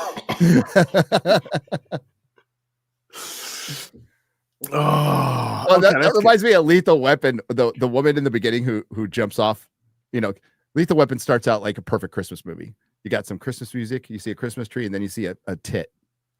And then she jumps off the building. But later on, they find out, well, actually, she would have died anyway. She was poisoned. So she was actually murdered. It's like, no, she still committed suicide. She still jumped off the building and died. Well, I think her cause of death was actually her jumping off the building. The ifs and buts kind of end there when she smashed into the car and died. But yeah, I love that movie. It's so good. So all the black men are criminals and bullies in this story. Yes. Yeah. Progress, ladies and gentlemen. We did it. We've come back around and made all the bad guys black. Oh, no. Oh, no. They're so far gone. They're back again. Oh, yes. They've gone around in a circle. Sorry, we're interrupting your tweet? Yeah. Okay. Anything more than this? Come on, let's get it over with. So, you're Spider-Man.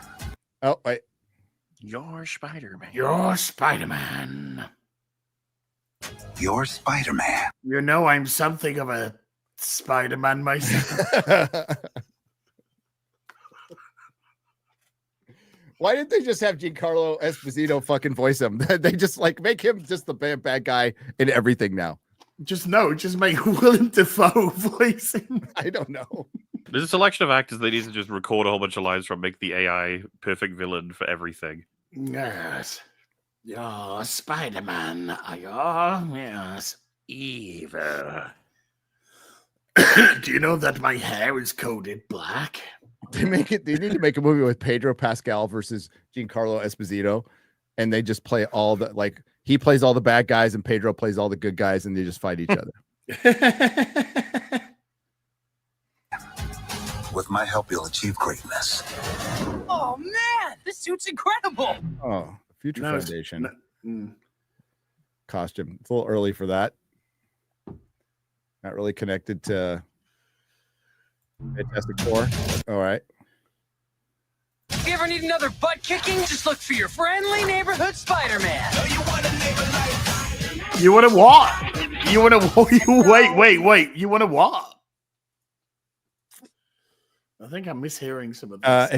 If you ever need another butt kicking, yeah, like they said, butt kicking. Okay, it wasn't that bit I was worried about. It's incredible. If you ever need another butt kicking, just look for your friendly neighborhood Spider-Man. Remember Spider-Man?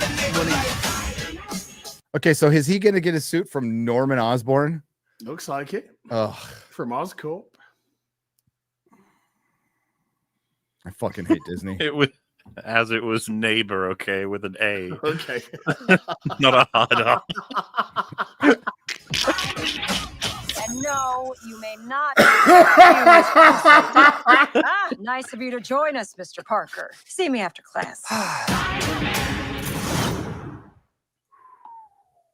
I put on Twitter something like DEI trash, creatively bankrupt, and somebody replied with, "This tweet's gonna age like milk," and I'm like, not if you drink it. Right? Well, that's more like I couldn't see any milk in that fucking trailer. Okay, before we get into soups, there's one more thing I want to discuss. The Doctor Who ratings. Oh, yeah. The Doctor Who Christmas special did the all-time low Christmas rating of 4.11 million overnight. And they had a pretty good lead in too, right? Wallace and Gromit. Yeah. Which I shared a comment. Hey, everybody has a right to their opinion. All right. It's just it's the duality of life. It's the duality of the internet. Like Wallace and Gromit, how could you hate it? I can see you not interested in it, but how could you hate it? Somebody threw up a comment this morning. They are wonderful. Wallace and Gromit are wonderful. Wallace and Gromit is shit.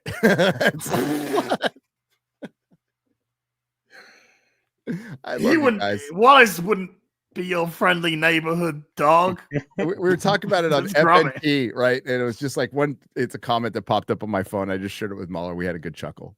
It's like it should be impossible, and then I said basically criminalized to hate Wallace and Gromit. It's just like, where the fuck? Who does the voice for Wallace now? That it is a new guy, but he does exceptionally well at it. They found a good person for it. I'd have to find his name, but yeah, I mean, it's so reliable, dude. Wallace and Gromit. They're wonderful, awesome, happy British. Shaun the Sheep. They're all wonderful.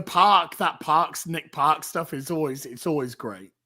Well, those little like mechanisms and all the fun you have with stop motion, and then the fact that they have several characters that aren't able to speak, but they do wonders with expressions and stuff. It's I'm so happy they're still going. It's a bit like but it's like I can like I'm not into Wallace and Gromit. Like, okay, but like it's just it's shit. I was like, wow, that is an opinion I have never heard in my life, to be honest with you. So thank you. I like to experience new things. I love the way that we started on Doctor Who, and within one sentence, straight onto Wallace and Gromit, because fuck that shit. No, I'll read the actual the quote. It's nothing but Wallace and Gromit is shit. Don't know why people love it. And like that is YouTube. And I love it. I fucking adore it. Because we'll get like this movie rules. This movie sucks, like right below each other. I love these guys. These guys are trash. It's like God damn it, I love the world. Doctor Who 4.11 million overnight. I think last Christmas was 4.7. So it's you got to be specific because there's a special called Last Christmas.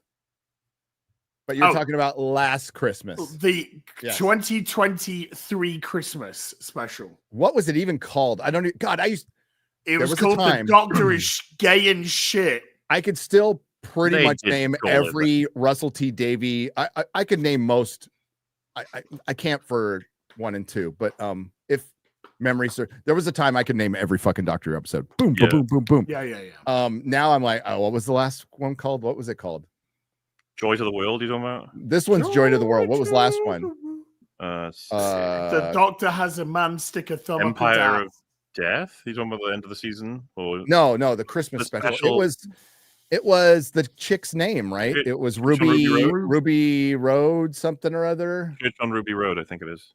The Church on Ruby Road. Okay. Whew. Thank God I remembered that. IMDb is your friend. That was the last episode of Doctor Who I watched. I went through I went through the season.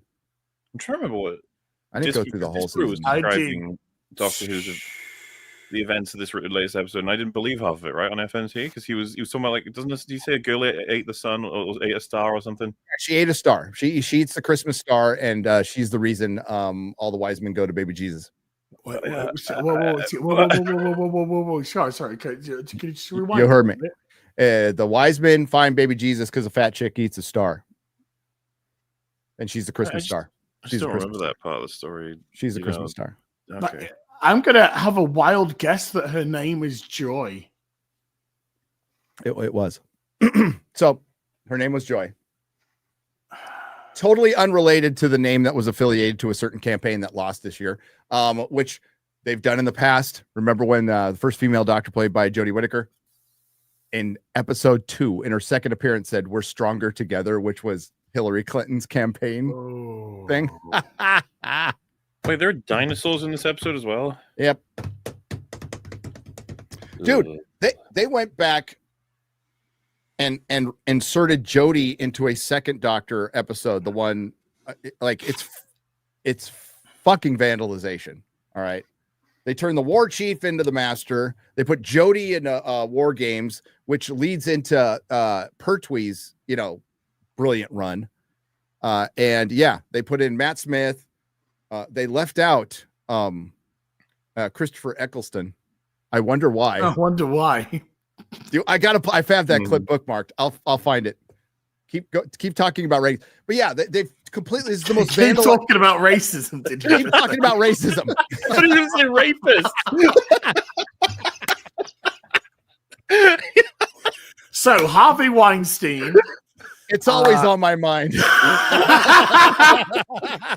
Just like the Roman Empire. Yeah, so they put in Matt Smith, they put in David Tennant, they put in Peter Capaldi, and they put in the first female doctor played by Jodie Whittaker while he's choosing faces, right? So the Time Lords give the second Doctor an opportunity to choose what he looks like. He's all, that's too old, too fat, too that. I wish when they put Jodie up, he's a fucking cunt, Too much of a cunt. I look like a fucking cunt. I don't want to do that one. So I just got you demonetized. Sorry. I know, twice. Well, you are, dude. Hey, I'm on a British. Well, you're in Papua New Guinea, so I don't know if it works or not. We're in 3 different countries right now. That's true. And spoiler alert, we're always in 3 different countries. Got him. Got him. Got him. Got him. Here it is. Here's the clip. Here's this fucking clip is gold. This is where I've been very critical of this dude in the past, but he kind of won me over with this one. He won me over Eccleston, with this. Yeah. Eccleston, yeah. Well, I think he's like in real life kind of crazy, bipolar or whatever, little off. You gonna share? But I wish he would. Like, now we get more context to why he left, right? Well, he said this a long time ago that he changed his story. He's changed his story a lot. Just to be fair, when he first left, he said it was because of them. And then he changed his story to, I wasn't mentally there or whatever, Yeah, he said he had a lot of problems, had a lot of personal problems going on. And now he's gone back to the original, which was, these fucking people are horrible. Remember that short time he was like taking pictures in front of flowers and talking about how peaceful he was, and then he just fucking heel turns and does. But yeah, here's make sure the volume's up. No, now it's not up. Now it's up again. Jesus Christ, Gary. You'd all love to see Christopher come back as the Doctor, right? See? Now, what would have to happen for that to become a reality? Sack Russell T. Davis, sack Jane Tranter, sack Phil Collinson, sack Julie Gardner, and I'll come back.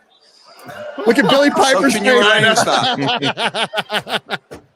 Did you find it hard to be like associated with the character given? Not at all. I love being associated with the character. Just don't like being associated with those people and the politics that went on in the first series. The first series was a mess, and it wasn't to do with me or Billy. It was to do with the people who were supposed to make it, and it was a mess. And the first series of any show, Billy did Confessions of a Cool Girl. First series, nobody wants to know. The BBC were like, we're going to keep a big distance from this. And then as soon as it was a success, they were all up close going, I was responsible for that. But they were all like, at a distance, like this is a folly, Eccleston's folly, Piper's folly, Russell T. Davis's folly. And then when it worked, suddenly, oh yeah, I worked on that. They wouldn't come anywhere near us. And then they jump on the bandwagon. Those kind of politics, I'm not very good at handling. I can't swallow that shit. Oh, wait. Yeah. I respect that. Yeah. I don't think I mean, it must have go to bat for cast and crew as well, you know. It's good yeah. shit. But Billy's, she sat there. She's like, "Yep, So props to her. But yeah, that's a great clip. So now, Russell T. Davies, Jane Tranter, Phil Collinson, they're all back. I don't know about Jane Tranter, but I know Phil Collinson's back, and the rest of them. Russell T. Davies, yeah. Russell T. Davies, and back to those ratings, not the racism ratings. Let's talk about that racism. You guys keep talking about those rapists, and I'll be back in a minute. Okay. Yeah, 4.11 million overnight. I think Disprew's reviews got more views than it. Gavin and Stacey did 12.3 million. Holy shit. 12.3 million. By the way, that's what the show used to do. Yeah. Doctor Who used to do those. Actually, the Christmas specials were usually their higher, unless the Doctor was changing. But like the Christmas specials, I do believe the most watched one was a Christmas special. And do you know what Wallace and Gromit did? What? 9.38 million. Neat. And that came out in theaters as well, didn't it? Selected. Yeah, we don't get it till the 5th. So, Doctor Who got fucking annihilated. EastEnders beat Doctor Who. EastEnders did 4.39 million, beating Doctor Who. Give me some context. Soap opera, right? Yes, soap opera that's been going on for 40 years. Yeah. For 40 years? Yeah. For 40 years. Call the Midwife, which is on like at 10 p.m., something like that. 4.42 million, beat Doctor Who. King's Christmas Message, 6.81 million. Wallace and Gromit, 9.38 million. Gavin and Stacey, 12.32 million. Doctor Who came 6th on Christmas Day on the BBC. 6th. And Strictly Come Dancing was only just behind it. It nearly came 7th. So, yeah, massive fail for Doctor Who. It's been a minute since I looked up past Doctor Who ratings. It's been about 2 years. So chat will have to correct me. But God, End of Time Part 2 had massive ratings. End of Time Part 1 had massive ratings. Voyage of the Damned had massive ratings. Like huge ratings. 12 something, maybe higher. Yeah, at the time, 1/6 of the entire country watched Doctor Who. Mm-hmm. Apply that to United States. But don't you want to watch a gay Rwandan in a dress? Fuck yeah.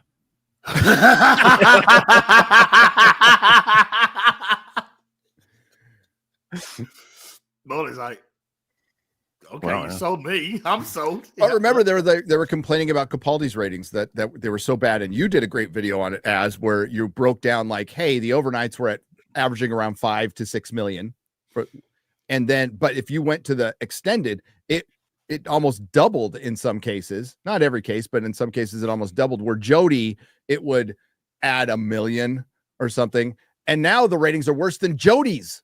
They're worse than Jodie's. Much worse as well. Yeah. Which is, Capaldi, Jodie got the better day to air on, and she didn't get a lot of replay through the week. Whereas Capaldi, which was on a Saturday where most people are out, didn't get great overnight, but did well in the watch throughout the week. So people were clearly catching up on the Capaldi during the week, which always took his ratings higher than Jodie's. Always. And then Whittaker had some of the worst. And then I think Ncuti Gatwa's had 3 of the 4 lowest ever episodes of Doctor Who in his first season and his final second season because it's probably not going to get renewed for a season 3. Oh God, no. With Disney involved, they need to make money, and Doctor Who doesn't chart here in America like at all. It didn't sniff any of the charts, any of our charts during its. I mean, it's dead, isn't it? Not even during the maybe it ranked lower when Tenet was back, but as soon as Shooty got there, it wasn't there at all on either of the charts. The David Tennant one still did better than Whittaker's. Yeah, the one where he came back. Like, yeah. Of what little shot they had, that was it. That was the shot they had to come back. That was it. You get one shot. And I said at the time, as you were there, I said, you get one shot at this and you're not going to get everybody back. You get one shot to get some people back. Some people back. It will never hit the heights. I would say peak Doctor Who for the entire run of the entire series was the 50th anniversary because it was getting good ratings in America. It was getting great ratings in the UK. It was dominating pop culture. It was in the zeitgeist. You went to cons. You saw fucking girls in TARDIS dresses. You saw dudes dressed up as Matt Smith. Quite frankly, all the lesbians dressed up as Capaldi because they loved Capaldi for some reason, and they did a pretty good cosplay of it. And it was just fucking everywhere. Doctor Who was everywhere. Dude, there's a thing called Walgreens here. It's a fucking drugstore that's on every corner of every street of every town across America. They had Doctor Who action figures in Walgreens. Like, it was huge. It was absolutely huge. And they were making a lot of money on the merchandise, and the bottom fell out. And it pretty much fell out, unfortunately, during the Capaldi era, but like it had no chance when Jodie came in. Even Stephen Moffat, I have the clip. Somebody, God, who sent it to me? Was it the Thin King? Somebody on Twitter, bless you for sending it to me, found an old clip from a Doctor Who Confidential where Stephen Moffat says, if we go to a woman, it will basically be an act of desperation. It's in one of my videos. He actually says it. He's all, that would be pushing the panic button.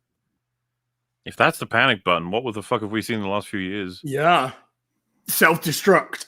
Yeah. Self-destruct button. Okay, I think that's enough time I want to give on this piece of shit. I watched all like 5 or 6 of the really good Christmas specials before Christmas. God, it reminded me of how fucking great that show used to be, dude. Yeah. God, used to be. Okay, Super Chat B-Chain with a 20 says, thank you for everything in 2024. You guys inspired me to get my ass in gear this month. Mooley inspired me to be a better writer.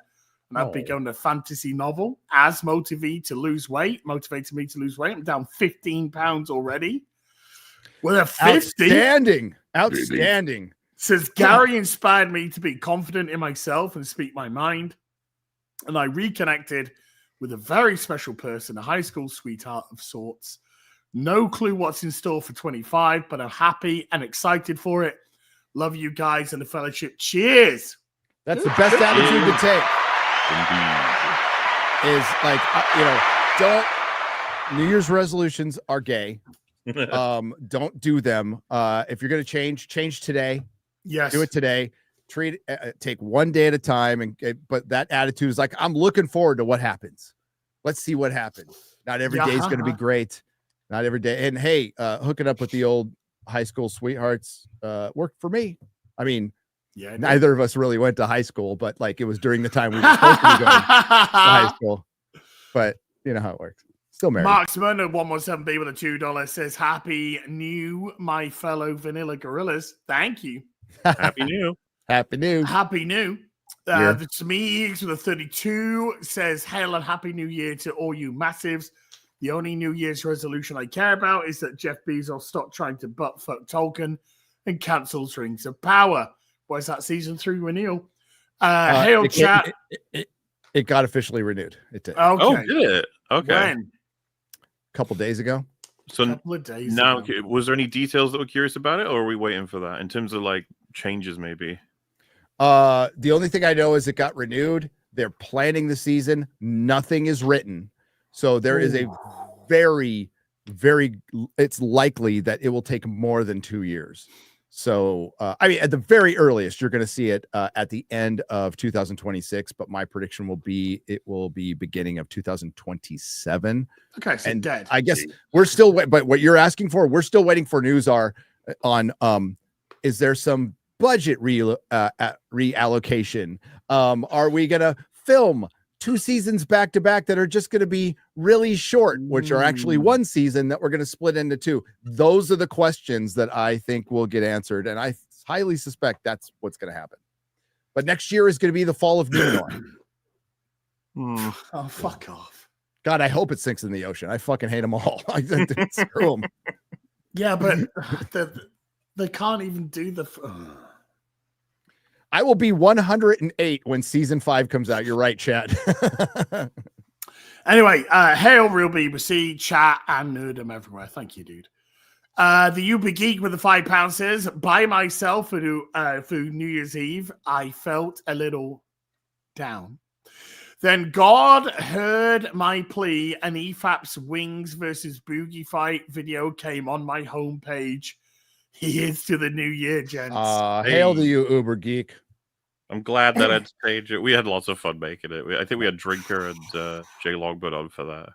Should have had Az as well. I can't remember. Yeah, I would have loved to. Oh man, but I was happy to do the big episodes. Yeah, the other Boogie stuff. That's a highlight of 2024 for sure. What, the Boogie meltdown? Boogie stream? Yeah, the Boogie EFAPs were fucking amazing. Fucking amazing, dude. Yeah. And I don't even care about Boogie.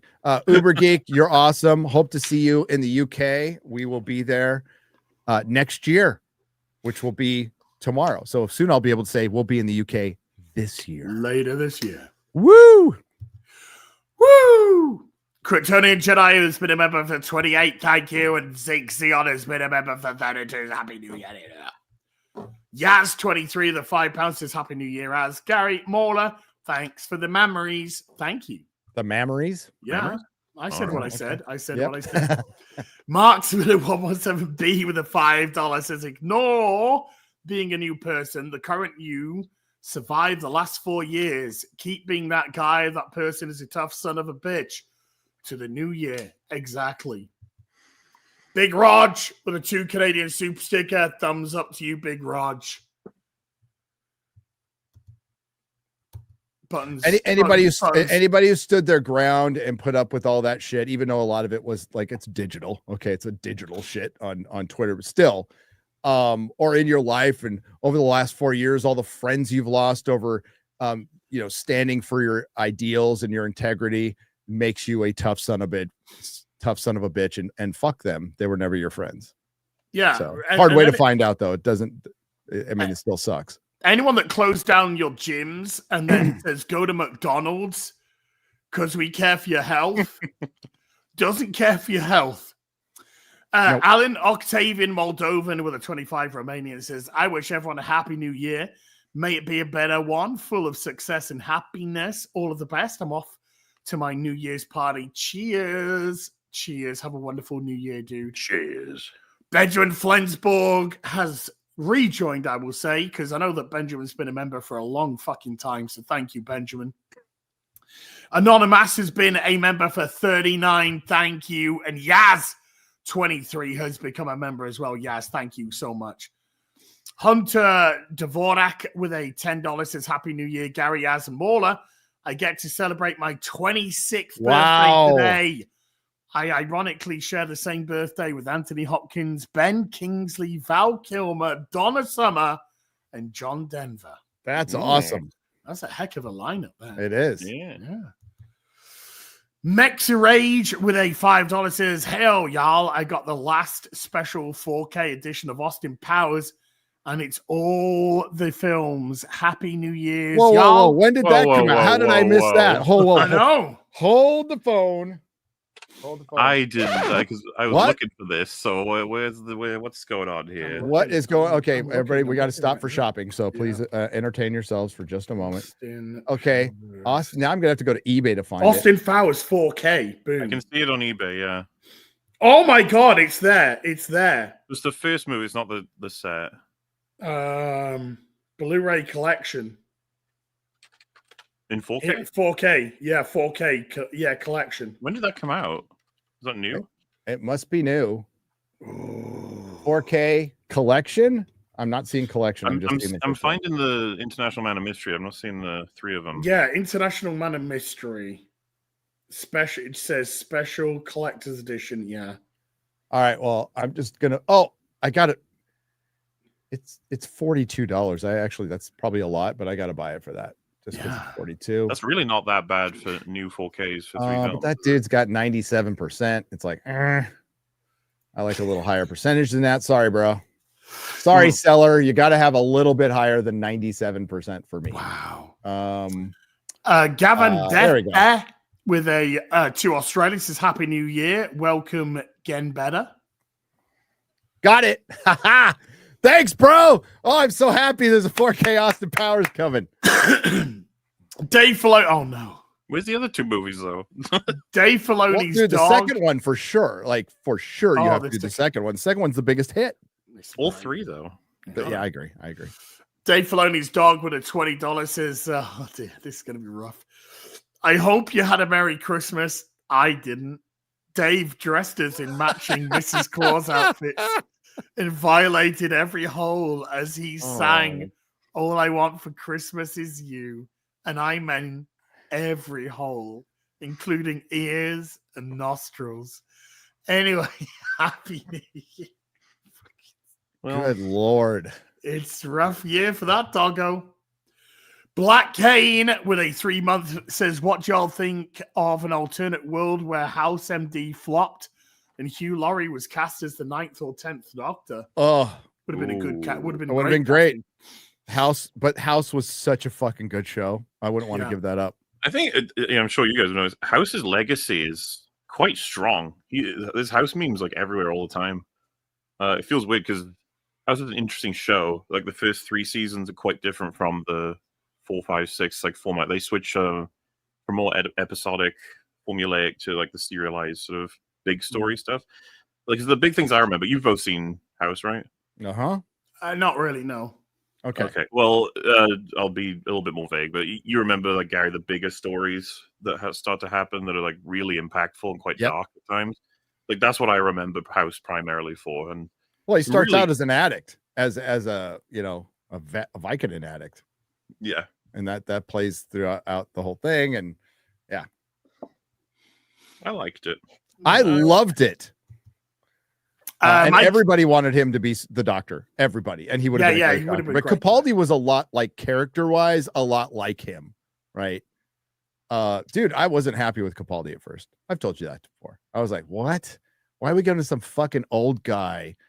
Like I had heard of him. I'd seen the clips of In the Thick of It, and I'm like, all right. But I grew to like him a lot. I love Capaldi. Love Capaldi. Mikey Gusler with a $10 says, watched Nosferatu over the weekend and I liked it. I saw it in a packed crowd and half seemed to like it. The other half said it was okay. Some saying they prefer Bram Stoker's Dracula, which I agree with. Okay. How do it rank for you with Dracula movies, Gary? Oh, Nosferatu? Dracula. Oh, all Dracula movies? Yeah. Fucking the Universal Dracula is always going to be number 1. I don't care if it's not accurate or anything, but that's always just fucking number 1 with me. Comparing it to Francis Ford Coppola's, because tonally they're a lot the same. They're a lot the same. Francis Ford is way more fantastical. It's got Gary fucking Oldman in it. I'd have to think about that because I don't know. Have you all seen it? No, not yet. No, not allowed yet. It's not. Tomorrow it's out. God. Okay, so this is going to be. It's the best movie. Nosferatu is the best movie I've seen this year, with the caveat that I have not seen The Substance. I'm watching that tonight. But and like in a year of duds.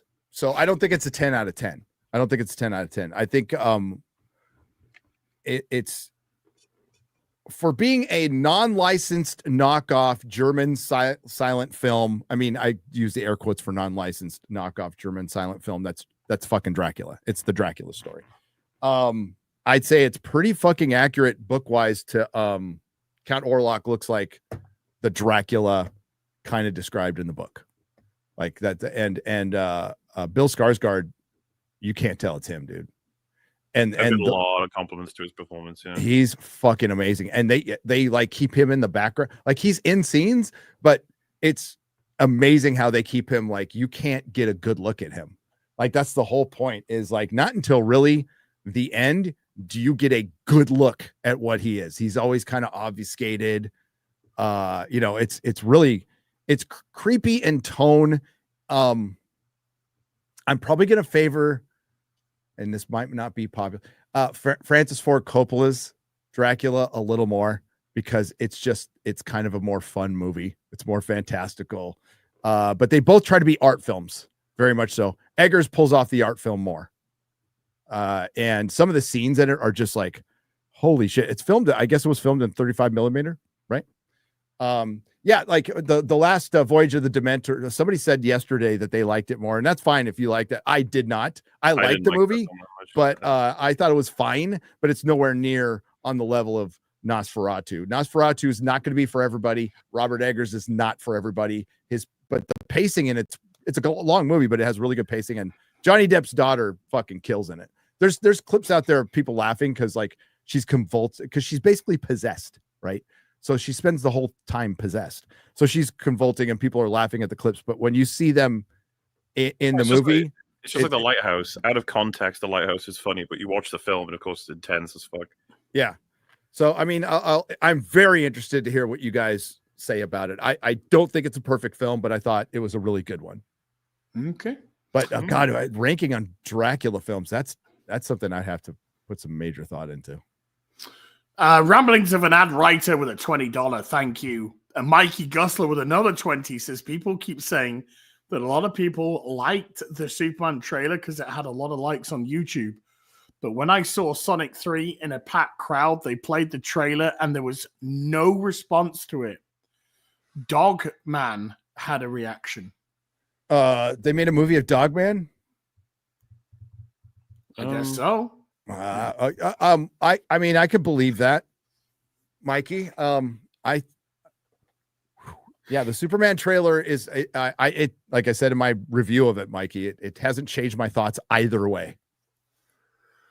It didn't like, oh, I'm hopeful for this. And I also don't think, well, it's gonna be a total piece of shit. My prediction is it'll be fine, it'll be good. And I could be wrong, Mikey. Though, as a piece of art in and of itself, failed to be what it needed to be. You know? Yeah, it did.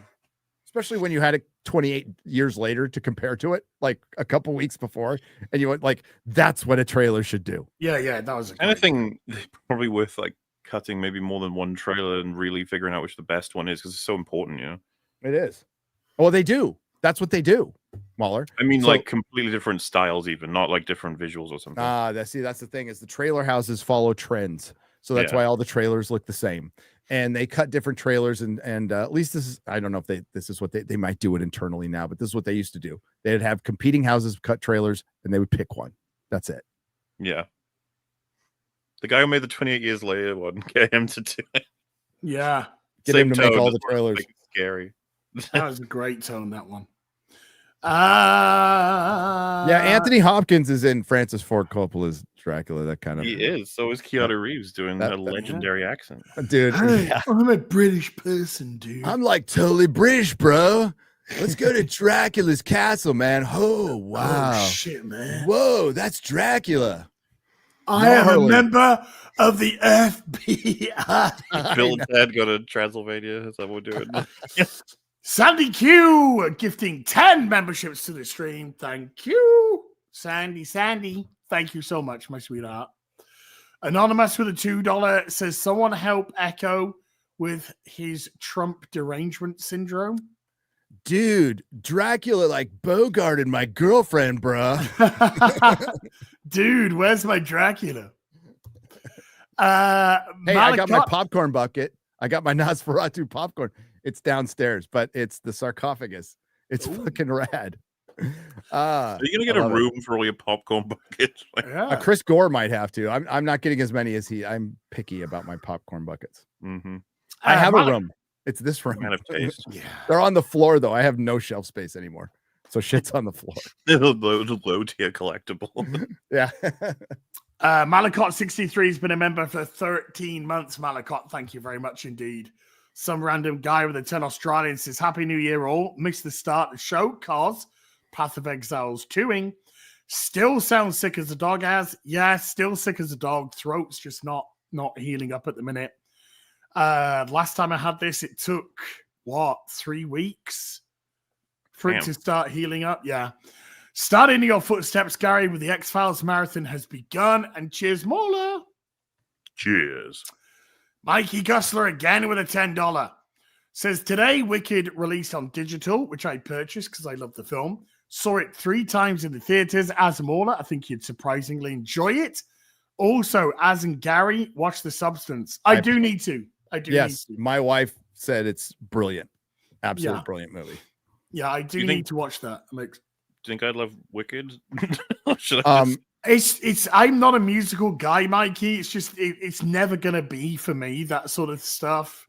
Typically I'm the same, but maybe, I guess. I think your view would be that it's a competently put together film that you're just not going to be into. But it really, it's more than competent. It's a well-made film of something I'm not into. But maybe you differently. It's not shit. I would never call it like a fucking horrible movie. Yeah. It's just like I have no desire at all. I was just sitting there. Okay.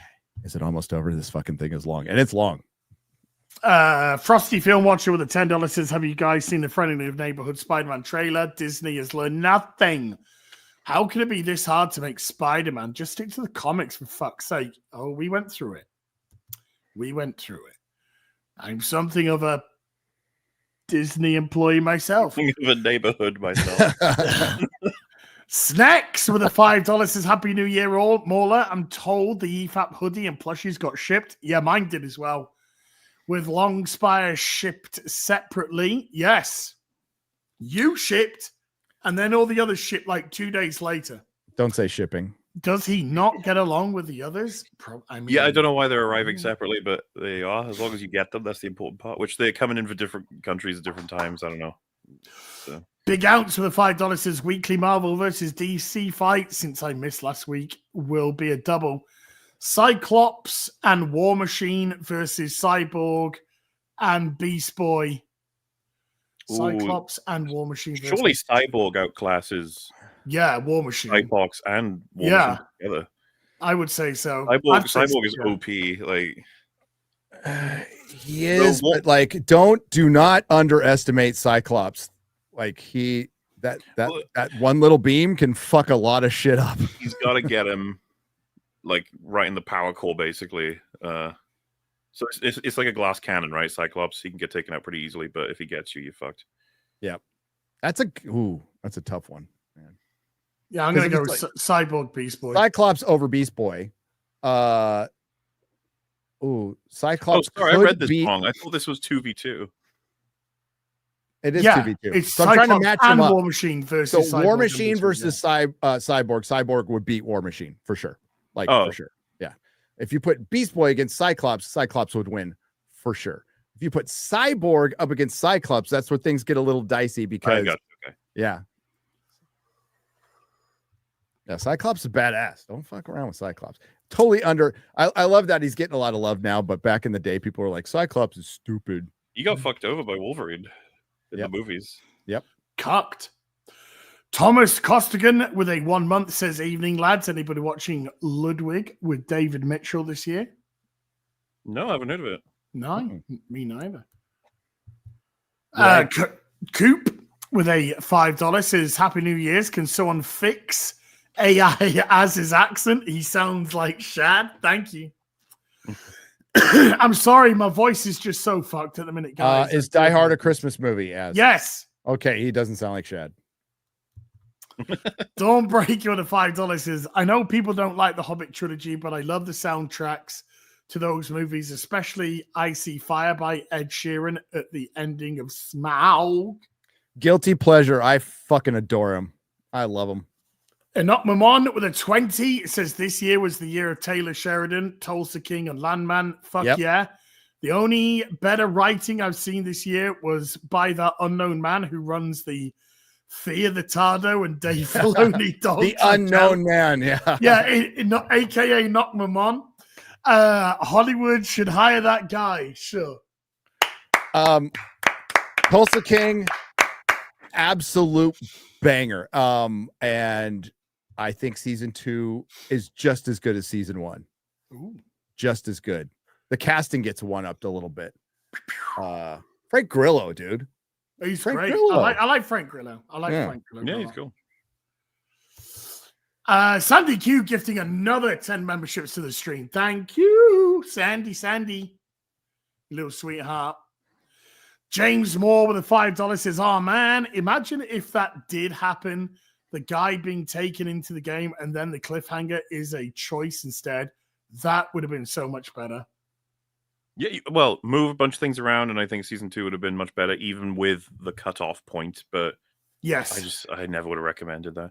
To be honest with you, and to be as spoiler free again, I feel like Frontman being in the game is enough of a pull and an interest for season 2's storyline.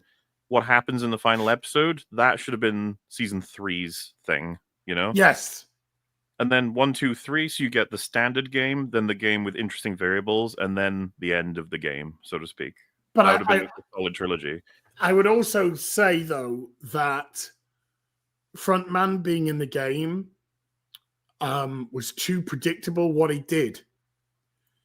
So you could see all of his moves. There was nothing that really subverted. I could see exactly what they were doing with him, right, all the way until the final episode. And so I was kind of left disappointed because I was like, everything was so obvious. I'm not sure I agree with that. I was when he's again spoilery, but you know the game with when the 5 people were connected with each other, he's like the actual weakest link in that game, and he nearly kills them all. Yes, but I kind of got the impression he was fucking about. No, I think that was genuine. He was fucking You reckon? up. Yeah. Because, they cut it to literally like 0 seconds. They would have died if it had taken any slightly longer. He seemed genuinely pissed off that he was fucking up, which I thought was quite interesting as an aspect of him. And to be honest with you, I quite liked the fact that he so willingly and quickly sacrificed himself for the team, but when it came to anyone outside of the team, a bit more ruthless. Like, I thought these aspects of him were interesting.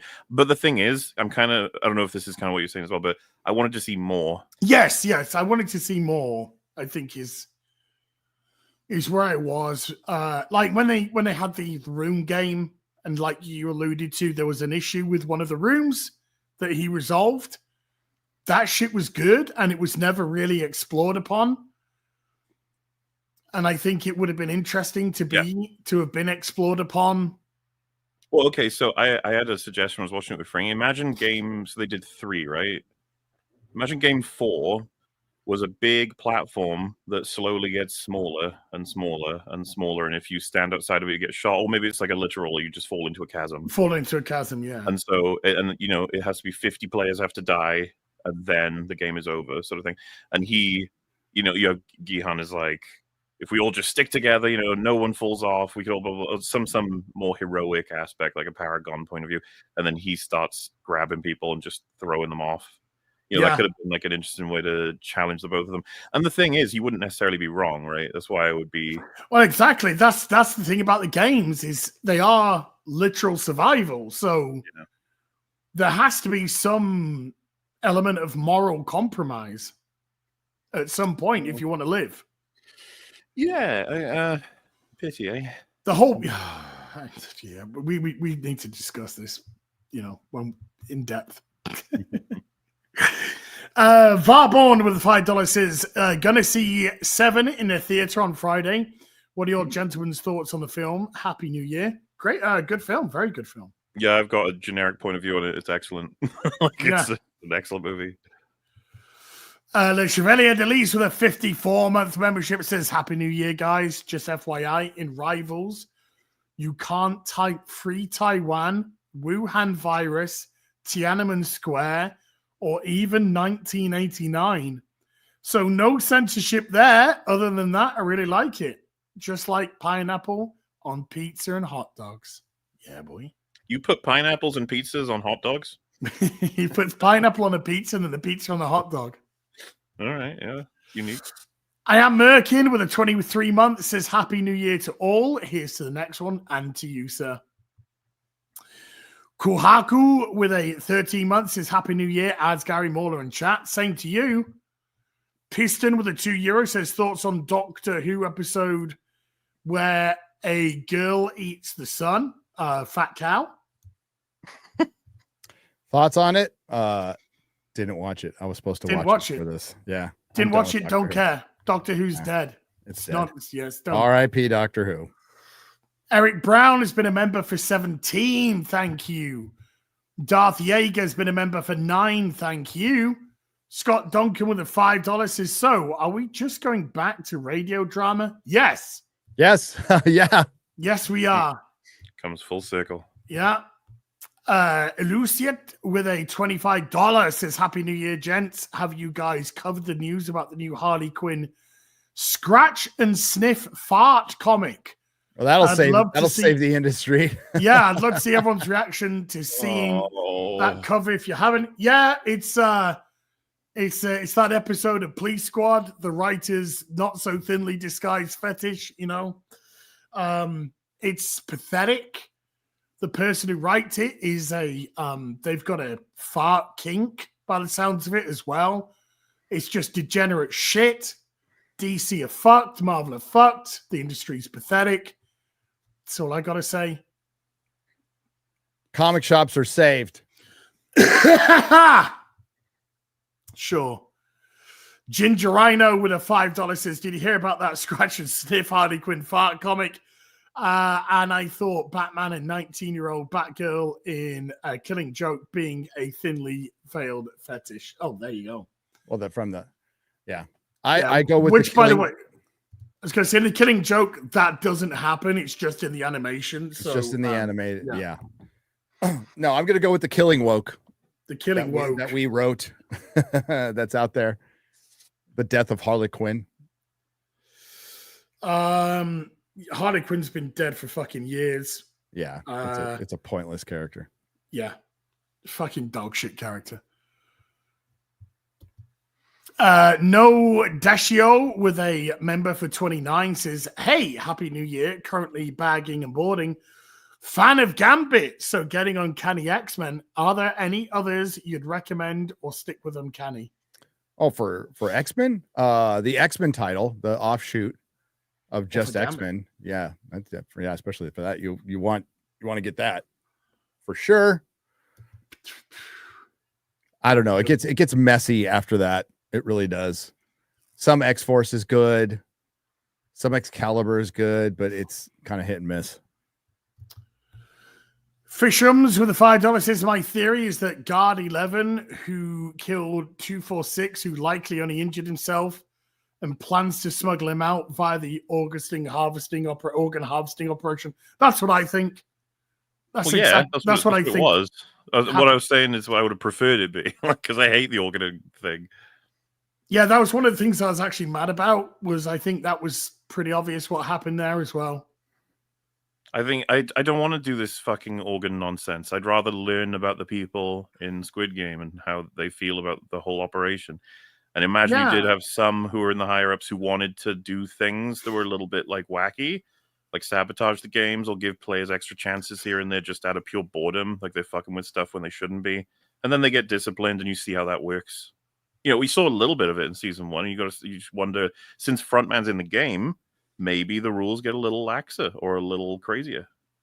It's a little hard to call this a critique of capitalism when the creator did season 2 and 3 for more money. Mola, hear me out here. hear me out here. Mm-hmm. This is my big problem with Frontman in the game, right? When we're introduced to the other supervisor, the black supervisor, who's taking over from Frontman while Frontman is in the game, don't you think it would have been far more interesting if he subverted and wanted to take over? And so Frontman realizes that instead of them having his back, they actually don't. Sure, yeah. I'd be completely on board with that. That'd be cool. They didn't And then do that, suddenly though. suddenly this guy that's talking about people like trash is now in the thick of it with them. Yeah. And gets a completely different angle and perspective. And you can write it such that information eventually comes out. I thought that's what they were doing. You remember when they say, like, what's the final round going to be? And Frontman says it's going to be 2s. And then the way he argues that he figured it out, you can tell Gihan is like, that feels like a leap, like you knew that maybe from other sources. And I thought they were going to do that, where he keeps giving out little details, and then you start to realize, like, wait, you know way more than you should, and then eventually he has to admit it or something, and you have that happen alongside the later games coming in and stuff. Yeah, because I actually thought they were going to end the game with like potentially even one, where you just got to get into a room. Yeah, it could have been interesting as well. But then you wouldn't have had a lot of people left. So I also just didn't feel like they took enough advantage of the dialogue. I wanted more of, the frontman basically advocating that this is clearly the people's choice, and this is not like the point. This is not the fault of the Squid Game people. This is the people who chose to be here over and over and over and over again. And those very or at least blurring those lines. Absolutely. Well, I saw Disprue talking about it on Twitter. It's like, it's kind of annoying to be told that this is a critique of any given system when you keep showing us characters that make the same mistake 10 times in a row, being told over and over again not to do it because it'll get you killed, and then they do it. And yeah, but you see they're manipulated because they're at their wits' end, and it's money rewards and stuff. And it's like, yeah, but like, you've seen people die in front of you. Die. Yeah. There are ways to get out of debt, okay, that don't kill you. And it's individuals making individual decisions over and over again. And even when they, like, at times they think about, oh, maybe I do want to get out of the game, they're last minute. They're like, nope, I'm going to do it. And it's a good character study. But very difficult to call it. You're calling out a system, especially when you prompt discussion about. You're calling out a system when they're voting after every game now. Yep.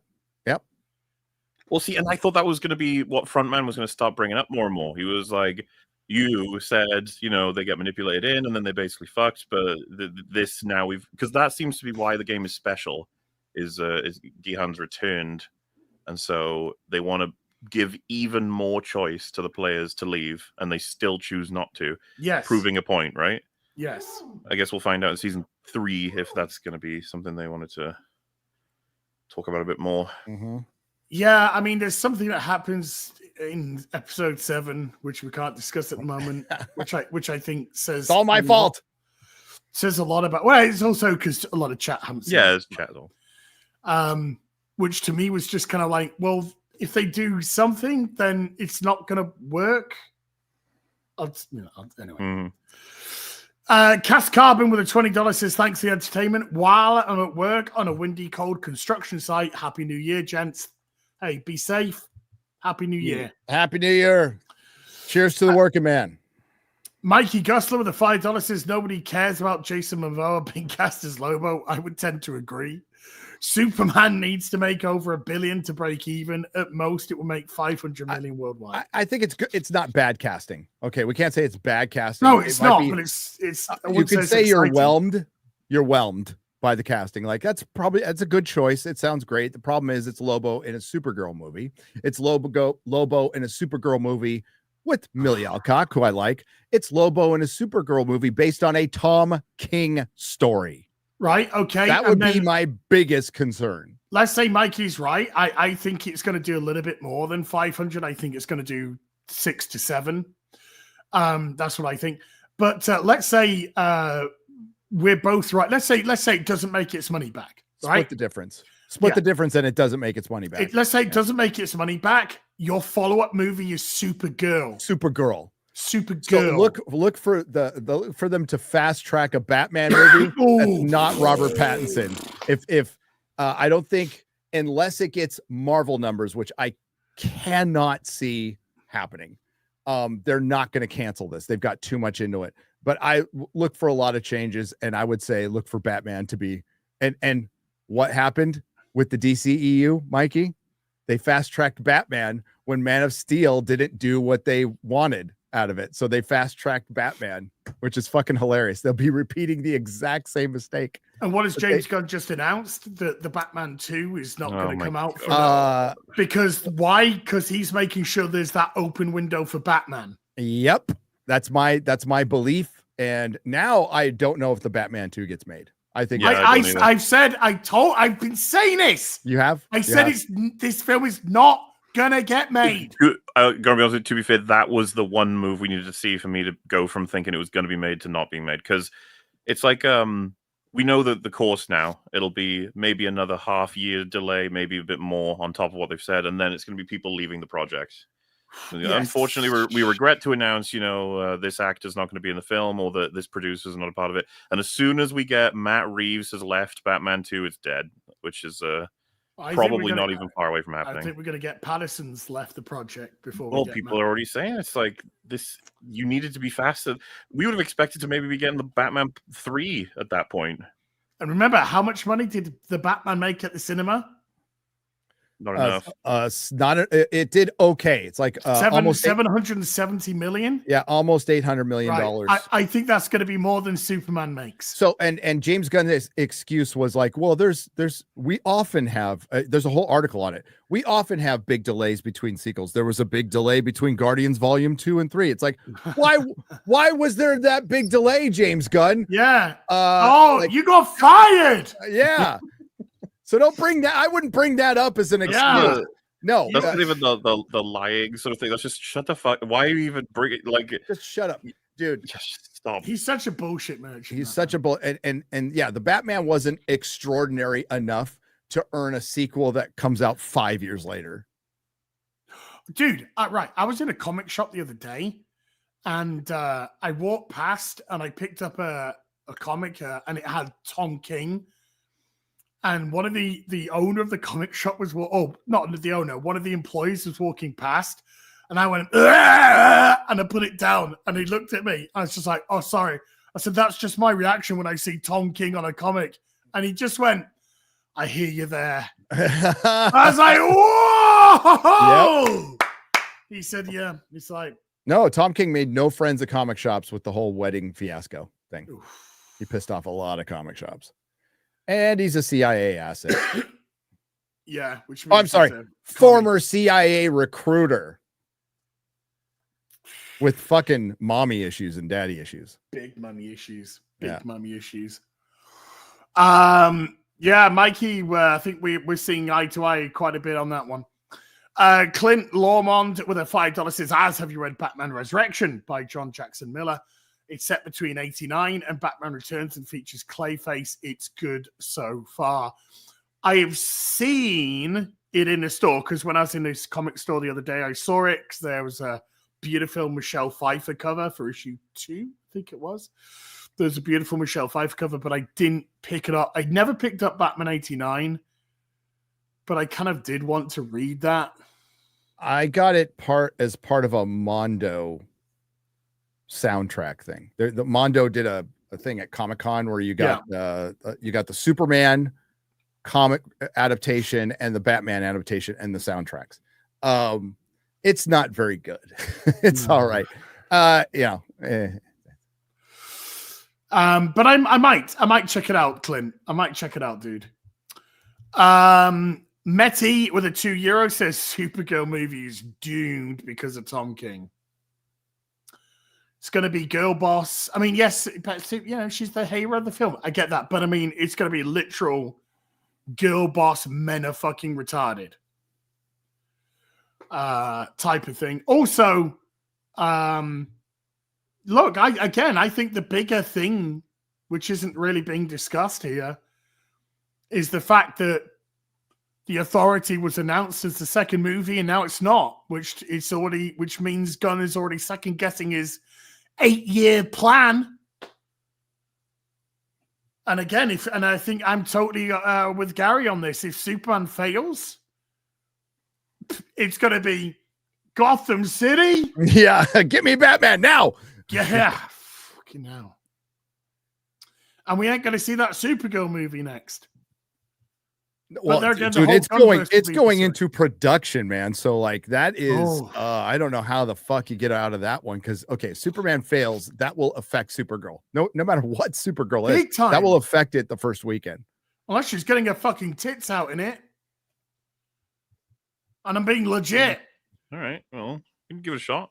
If the Superman can't work, the Supergirl is going to get nowhere fucking close. And also, Tom King is fucking shite. Toad Free with a $2 says opinion on Elon Musk's H-1B visa and X censoring. There was no X censoring. There was a lot of people losing check marks because they were affiliated with an account that didn't renew, but they will get their check marks back. Because once you, like, if I went and changed my profile, and I'm not carrying water for this, fucking censorship fucking sucks. But if I change my profile pic on my account, I will lose my check mark until they, and I don't know why they do that, until it runs through the system and then I get it back. Yeah. As far as I know, that's what happened to those check marks. They were affiliated to one company that changed something that lost everything. So it's important. H-1B visas. I don't think it's an important issue that we need to be discussing right now until a certain guy gets in president. I think there's a lot of faux experts out there about H-1B visas. I think there's concerns that should be talked about. And this is the internet, and people should be left to argue. I made the analogy yesterday of Cousin Eddie when he talks about snots in Christmas Vacation, when he starts fucking your leg. The internet is the same thing. Just let it finish. Just let it finish. Let them have their say. It's fine. But Elon and Vivek responding to everything, probably not the best idea. Just let shit work out. This is how the internet works.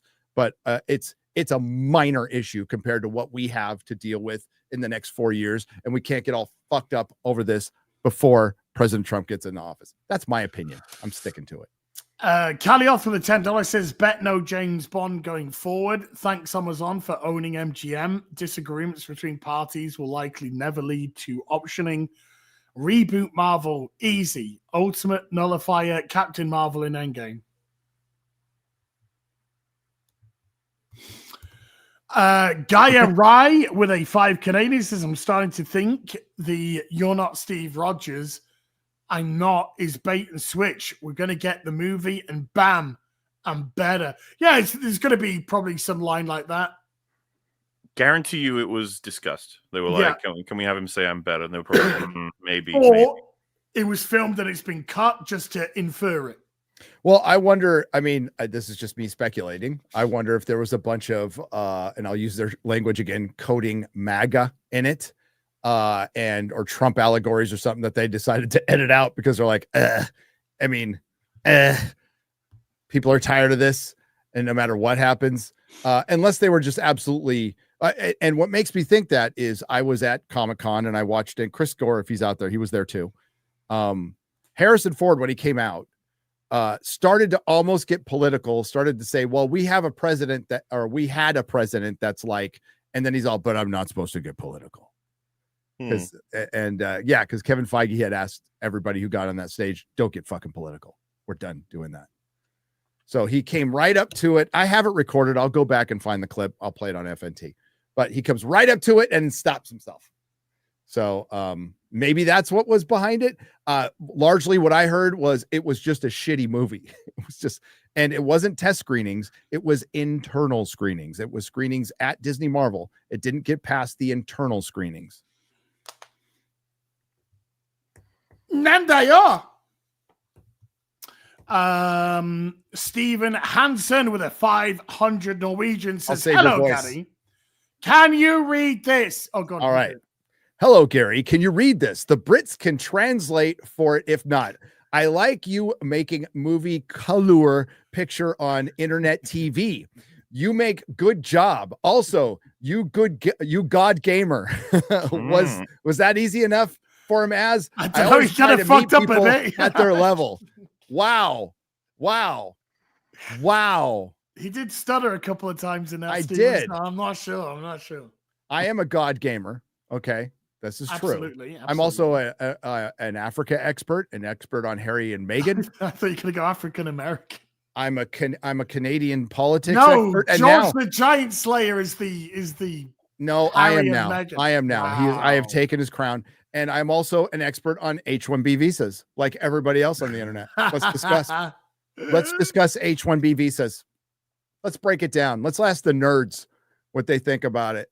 I know you didn't like the film, Mauler, but I think one of the best lines in Deadpool and Wolverine was, and that's my that's my opinion on politics, abortion, race, religion. I know, that was good. And the guy opens his mouth and he goes, That's it.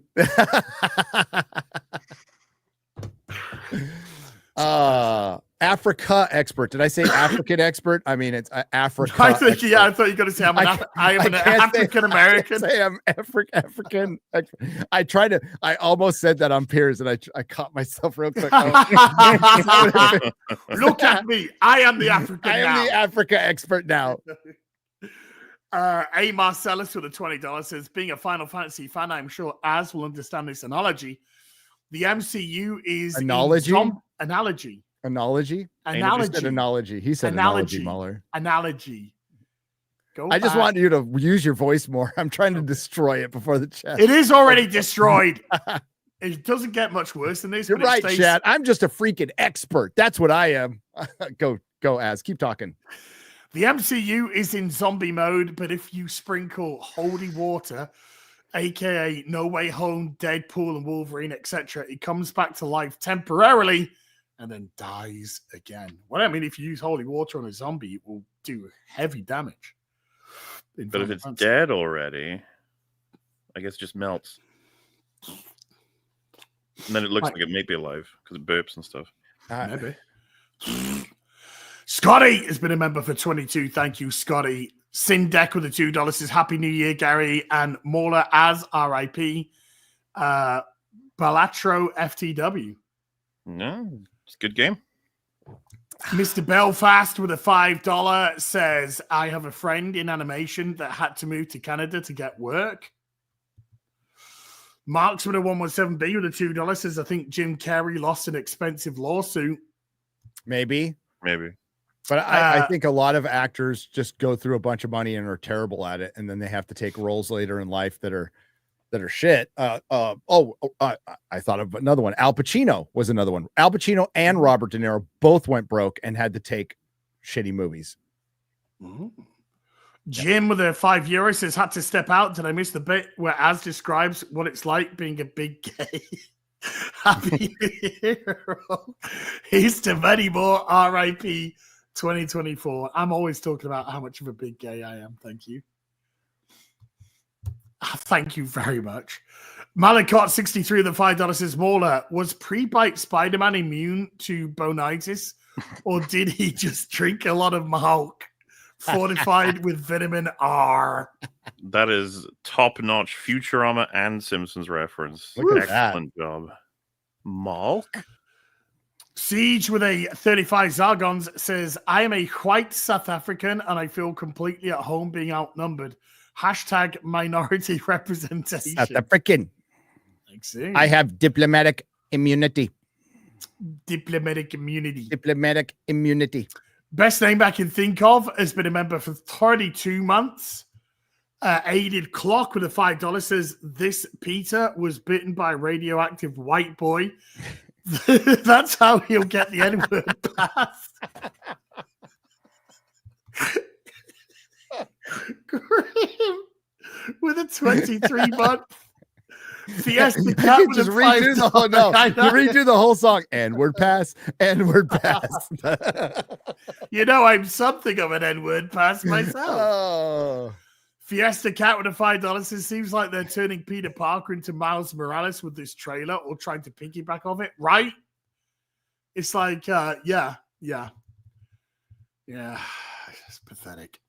Best name I can think of with a $2 is funny how they race swap the kid with dad issues. I guess Norman's got to walk out on Harry. Gorgeous Star with a 5477 sure. So Spider-Man's new love interest, Harriet Osborn. Right? X in Wonderland has been a member for a month, says we really need the As Robin in the Hood masturbating duck rendition theme instead. Oh God, where's the renewal of that show, eh? What happened to Director X? I heard he went on to something else. Yeah, shutting his fucking mouth. Who's got thinner skin, Director X or James Gunn? I think Yes. it's questionable at The this answer point. is yes. The answer is yes. Who's got thinner skin? Yes. Oh God, that was the moment in time. Dude, one thing is true. Love or hate Zack Snyder, he's got thicker skin than James Gunn. Unless he's on a Geeks and Gamers stream. Barely. Yeah, just barely. Don't know. That's getting a little bit thinner now, I think. Scotty with a $2 says Eric Juki. I think it's meant to be July. So he's always been a neighbor. So he's that clip was going around. Yeah, Eric. I forgot about that. Holy shit. So good. People love hearing Mahler his hysterical laughter because you hear it like once a year, maybe if you're lucky. Why is alcohol? Got a Gravy, part 1 with a £10 says, hello, hope you had a good Crimbo and wishing you a happy new year. I've missed you for weeks and I've been moving house and haven't had internet for a couple of weeks. God, I've missed you guys. We've missed you too. Missed you like Michael Bay, missed the mark when he made Pearl Harbor. Yes. Superpower Size King sounds like Boogie 2988. And all I'm trying to say is that Pearl Harbor sucked. And I miss you. Got it. That's another one I got to watch. That's in 4K. Did you all get your Team America 4Ks? Yes. Woo! I need to. Yeah. Yeah, I might have to watch that tonight. I can't wait for more recording. The American Society of Magical Neighbors. That's what chat said. That's chat right there. Oh my God, I'm gonna have to Necro Commander. I'm gonna have to retweet that. The American Society of Magical Neighbors. Danny Diego with a 8-month membership says, isn't there a storyline where Harry Osborn has a drug addiction? Interesting candidate to race. Yes. Big time. In actual fact, it's not meant to be. It's meant to be like part of the character, isn't it? It's like a part that they don't want to get rid of. But didn't Stan Lee? It's canonical. He got told that they had to remove the comic code. Yeah, they had to remove the comic code to post it. Yeah. Jack Spitzer with a membership for 10 says, Happy New Year to the BBC. Here's to another year of watching Hollywood crash and burn. Another year of Judo Cricket with a $20 says, so they casually had Spider-Man kill a kid with a brick in that trailer? What the hell is wrong with these people? What do you mean these people? What do you mean these people? It was just a foam brick. It's fine. Oh, okay. I'm pretty sure with the strength of Spider-Man and the velocity that brick came at, his skull was smashed. Chat. Nah, he's fine. Gay neighbors from outer space. The 1992 Neighbor movie. That's so funny because that makes it into my next video. Woo! The 1992 space movie. D. Roy with a $2. Google it, chat, if you haven't heard of it. By the way, don't. Go ahead and Google it. Don't do it. Norman Osborn using the Floyd formula to become GG. Yeah, he takes fentanyl and gets on a glider. Too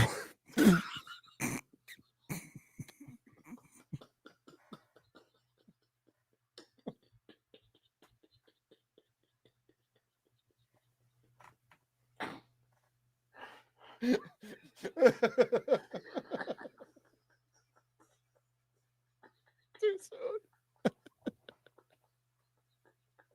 Oh no. Hi Reddit. Hello Reddit. Nice to see you again. Yeah, hello Reddit, my old friend. I've come to Hi, be neighbor. a friend again. It's a beautiful day in the neighborhood. Oh, could you be mine? Would you be mine? Won't you be my neighbor? You know, I'm something of a neighbor myself. That orc with a £26 says £5 for the kitty, £5 for the hoose, £5 for Mama Az, £5 for Chat's mum, and you can keep the rest. That's a quid. No, that's £6. Thank you. You can keep the rest of my dude. Happy 2025, everybody. Thank you, Orc. Very kind. Le Chevalier Delise with the 5 Canadians says, Spider-Man is my favorite character in all of fiction. I hate this with a passion. I'm 50-50. He's in love with Harry. Look at the title card for MJ. Oh, no. Is it MJ? See, like, she's not even supposed to be around at this time. Well, you said it's one and done, right? They'll probably just shove everything in. Yeah. Fucking Vulture will go to school with him. Oh, I know. Sandman just like appeared, you know. Just a kid in the sandbox called Sandman. you want to see something? Look at the Sand Kid. You know what's actually better? Remember Neil Patrick Harris's computer graphics Spider-Man from MTV back in 2002? Was it 2002 or 3? Wow. It's better. It has better stories. It does a lot of changing too, but it has better stories. And NPH was actually voiced a good Peter Parker. Keel Dixon with the 5 Canadians says it's possible the sons of Themyscira were modeled after Pearl Davis's Circle of Simps. Maybe. MJ UK 84 with 29 months. Pearl Davis? Seriously, is Pearl Davis? I don't know. I have no idea. That's a stretch. Like stretch mark. That's what it is. No. Happy New Year, boys. My New Year's wish, you finish your Doctor Who top 5. Remember those ones? We kind of did. No idea what you're talking about, actually. Well, we did what most people do. You top 10 to 5. Yeah. Everyone does that. No one does a top 5. We'll have to do it over again. I can't even find my notebook where I wrote that down, where I scribbled it down. I know what my number 1 is. I have it saved on my computer. Well, all right. Yeah, we'll resurrect that episode some year. Yep. Josh Kelsey with a $20. Josh, Happy New Year to you. Lovely man. Marek Zielinski with a €10 says, finally, people who want to speak out can speak out, and any type of crap is out there roasting in the sun for all to smell and enjoy. Yes, sir. Yes, sir. Casual Sadism has become a member. Thank you. Alfie Frost with a £5 says it hurts to see Doctor Who fall. I have many memories watching classics like End of Time, Blink, Dalek, and more with the family. Ooh, fucking hell. Family of Blood. Oh, that's a good one. 2-parter. Yep. Good 2-parter. Swanayak with a 2 Canadian 79 says thoughts on Carry On. I actually enjoyed it. I want to watch it. I haven't seen it. I want to watch it. I mean, I had fun with it, but like, It was definitely, for a streaming movie, it's entertaining. If you're sitting around with the fam, or and you want to watch something you haven't seen, why not? But Mahler, I think we both agree the screenplay could have used a couple of more passes, and it had a really good concept, and Jason Bateman is fucking really good. He's the reason to see it. Yep. I would say. Dragon White's been a member for 7. Thank you. Midgar Ninja's been a member for 7. Hail Asmore, Gary, and the Fellowship. Happy New Year to everyone. Same to you. Cole Hauser with a 5 Canadian says, Happy New Year's, Gary, Mauler, and Az. Thank you for being an inspiration to this black guy who doesn't see color. I'm something of a neighbor myself, Cole Hauser. Looking forward to the real BBC in 25. Cole Hauser, where can I get a DX9 side swipe from, please? Alan Mack has been a member for 21. Thank you. Lost for Words has been a member for 42. Thank you. SJ Almighty with a 55-month says Diamond, Geezer, Ice Cream, and Black Flag, I guess, from all. Happy New Year to you all. Looking forward to watching you in 2025. Thank you, SJ Almighty. Daniel Carroll has been a member for 12 months. Thank you, Daniel. The Wolfram Hart has been a member for 18. Thank you. Mark Shaw's been a member for 20. Thank you. Pearly has been a member for 11. Thank you. Gia Stalson with a 200 Norwegian says, Happy New Year, guys. Thank you for the entertainment. Thank you. Tricky's been a member for 22, says Happy New Year all. Here's to 2025 being a great year. Same to yourself.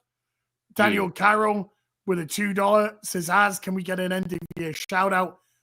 Daniel, I can't with this voice. You can't shout shit. He can barely talk. You get a whisper out. I feel bad listening to him read these. No. Like, should we read them? Jesus, George Lineheart. No, because we'll be here for fucking ever. Wow. So Wow. It's true story. St. Jesus, George Lineheart Floyd. Some random guy with the 2 Australians says, speaking of Fave 007, old school, GoldenEye. Wait, so favorite 007 movie or... Oh, movie, GoldenEye, Bond, Connery. I'm the same with GoldenEye, but Pierce Brosnan I was growing up with that, so he just edges out Connery for me. Live and let die. Oh, okay. Nice. That's what I grew up on. I grew up with Moore. That's my favorite Roger Moore movie. That's my favorite Bond movie. But I love Pierce Brosnan. I freaking I like his run. Even the bad movies, I fucking love him as Bond. I absolutely adore him as Bond. But Connery's the best. Connery is the GOAT. Diane Seaborn's been a member for 7. Thank you. Horny Alpha's been a member for 23. Thank you. Hell in a Handbasket's been a member for 26. Says Happy New Year, boys. Where the heck are you isolating as? Guantanamo Bay. Jesus Davila with a $1.50 hot dog. Bear Business One with a $10 says, Mauler, how do you feel that Synthetic Man and Boogie will eventually be the highest viewed EFAT videos, beating Disney Star Wars? Will they, though? The Disney Star Wars one still cranks up. That's our most popular episode, is Rise of Skywalker. Wow. People love that episode. It's just us talking about how bad the plot is. But true story. But yes, Synthetic Man and Boogie are 2 major highlights of just the cringe life of but hey. They were so fun to make. Justin Martins with a $10 says, Happy New Year all. I miss Gary's Christmas stream, but I wanted to ask, as an expert in all things Africa, Gary, do they know it's Christmas time at all? Apparently they don't. So, especially in the Muslim countries. So that would be...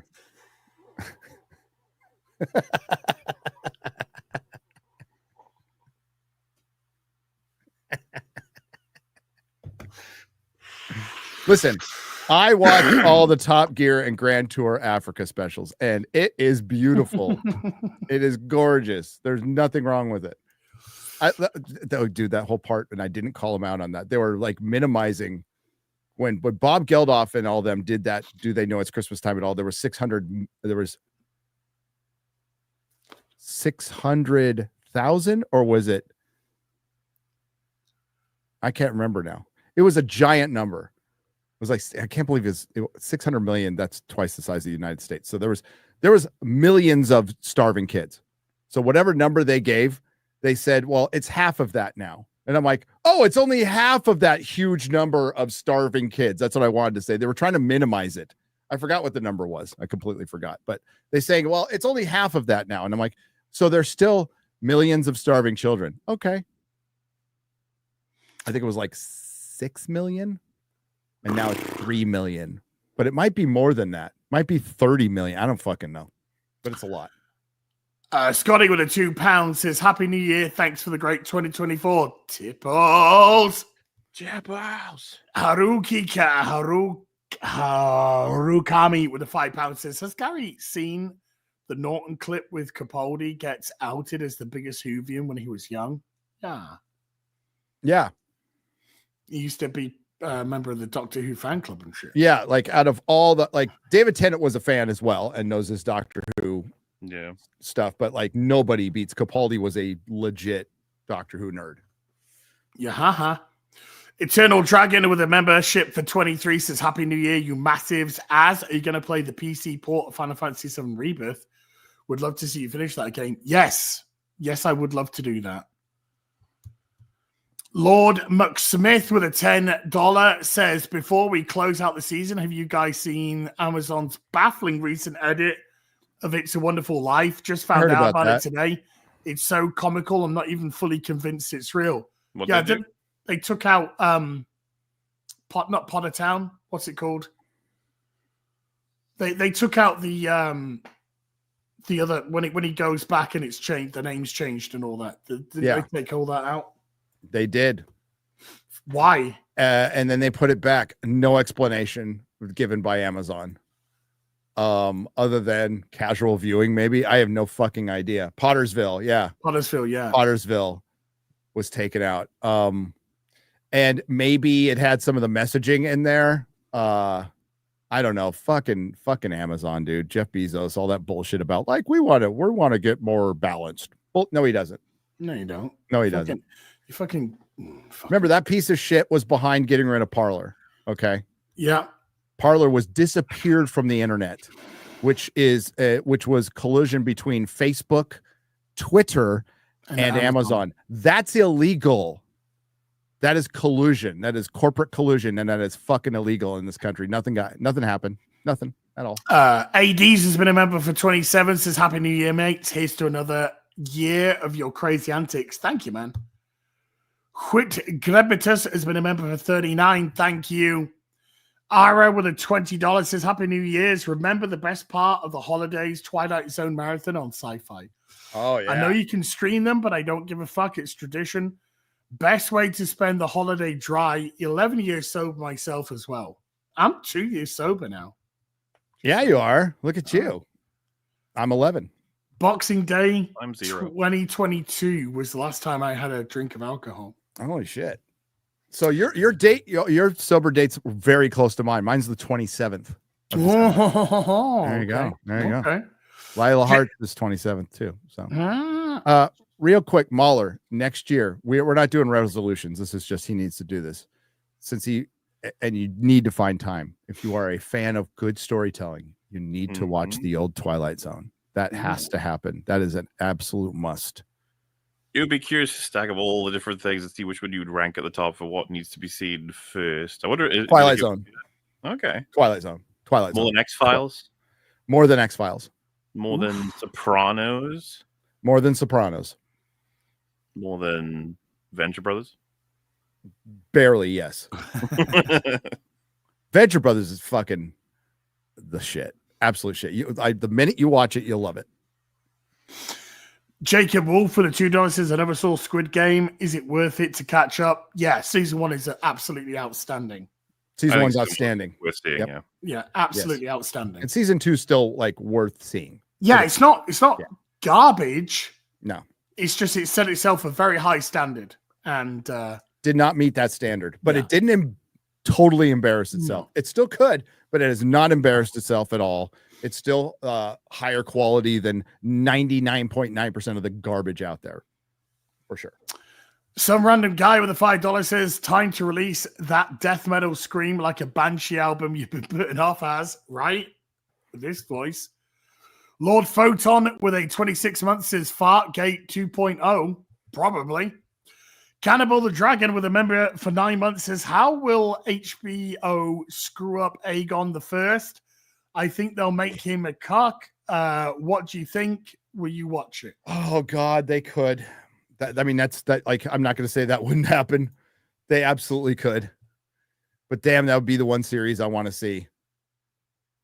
But I am looking forward to Dunk and Egg, Night of the Seven Kingdoms in like 3 months, 4 months. Another book unfinished. Another unfinished book. But I think that has it doesn't have the dragons and the spectacle, but it's a much tighter story.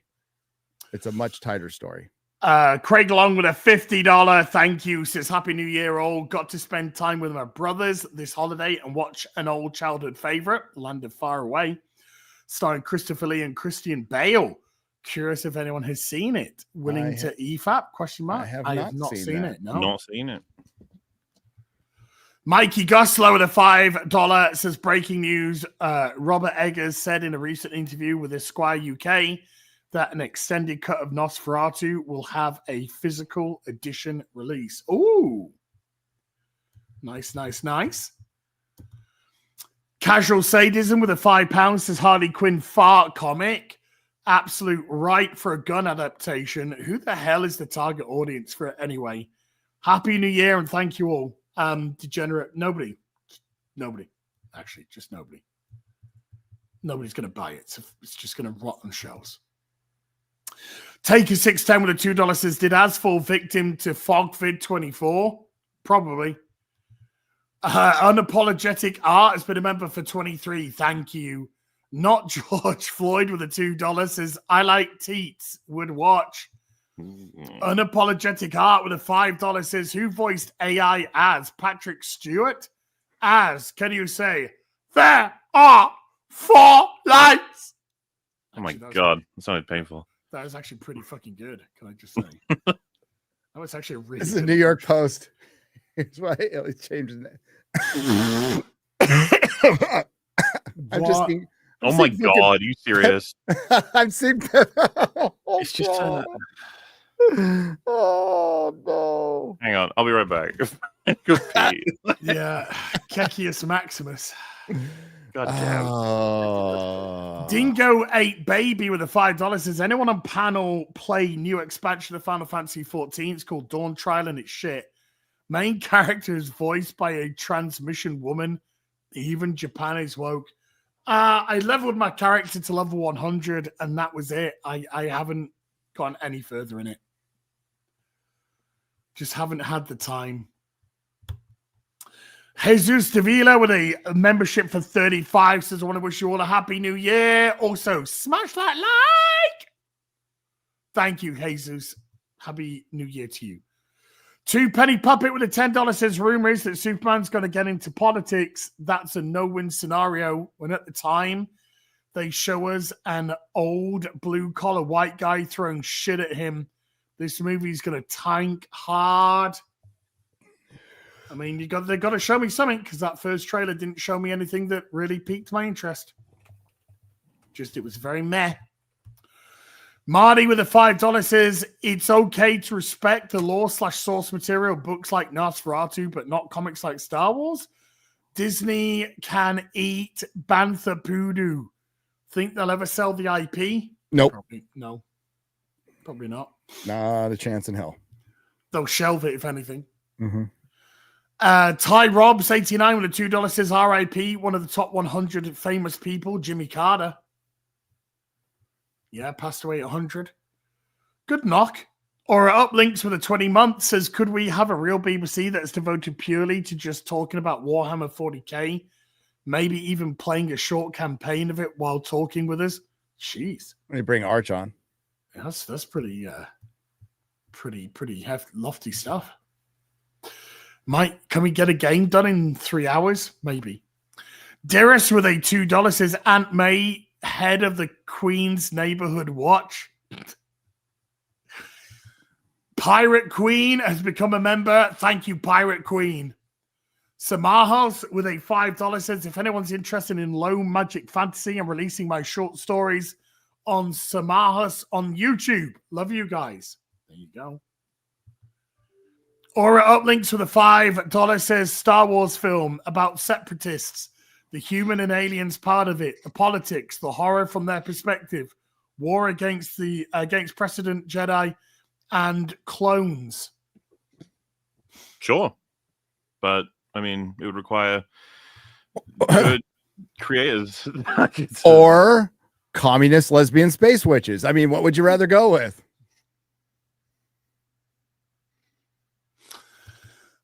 Johnny's with a $2 says, I got a co-worker whose surname is Tipple.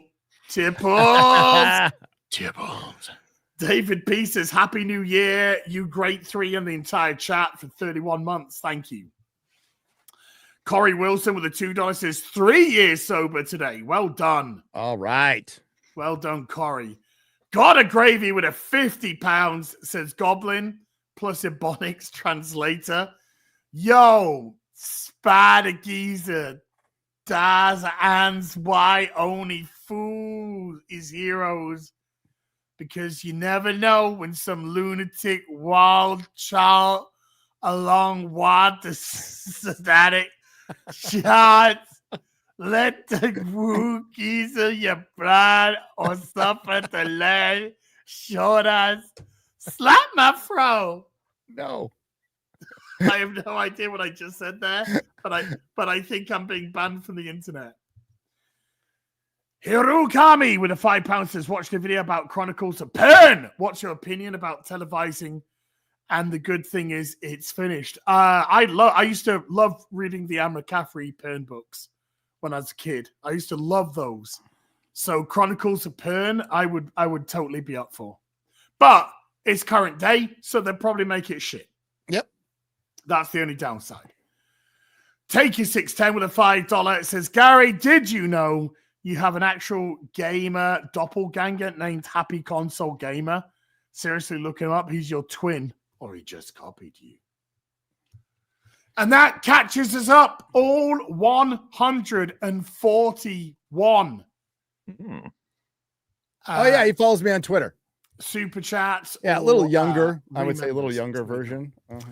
So before we go and enjoy the new year, Gary, what's going on, sir? I got a video coming out in 25 minutes. 25 minutes-ish. Whoop, whoop, whoop. Top 5 woke Hollywood disasters of 2024. And you guys helped me on it. You guys helped me. We did a point system. We had Drinker, everybody from FNT kind of put in their top lists, and Lady Greymaster with her super autism had a point system, and it is and number one was overwhelming. It was everybody's number one. So you'll see soon. You'll see. So that's what's coming out. 25 minutes. Yay. Thanks for having me on. Hail to the chat. Happy New Year, everybody. Molly, what tisms are you up to? Just after this show, not exactly sure when, me and Mel will start our final stream for Killing Dark Souls 2 Forever, because we didn't manage to get through the final DLC, but we will tonight. And then in future, we're doing the other half of Squid Game Season 2 on Saturday, and I can see Nosferatu soon and figure out if we're doing anything for that or not, because I don't even know. When does it come out for you guys? Tomorrow. Oh, at least for me. My cinema being rude. But yes, fun times ahead. Fun times. The new year begins. Chat. Happy New Year. Oh, B-Chain just sliding in with a $2. Says 142 supers because. Happy New Year. Happy New Year to you. B-Chain started it, ended it. Chat, thank you so much indeed for watching The Real BBC all throughout 2024. Love you so much. Love the support. Love you guys coming to either my channel, Gary's channel. Really appreciate everything that you bring to the show. Hope your 2025 is just as good. Gary, Morley, Happy New Year to you wonderful people as well. We'll see you in 2025. Until then, take care. Goodbye, Belobo. Happy New Year.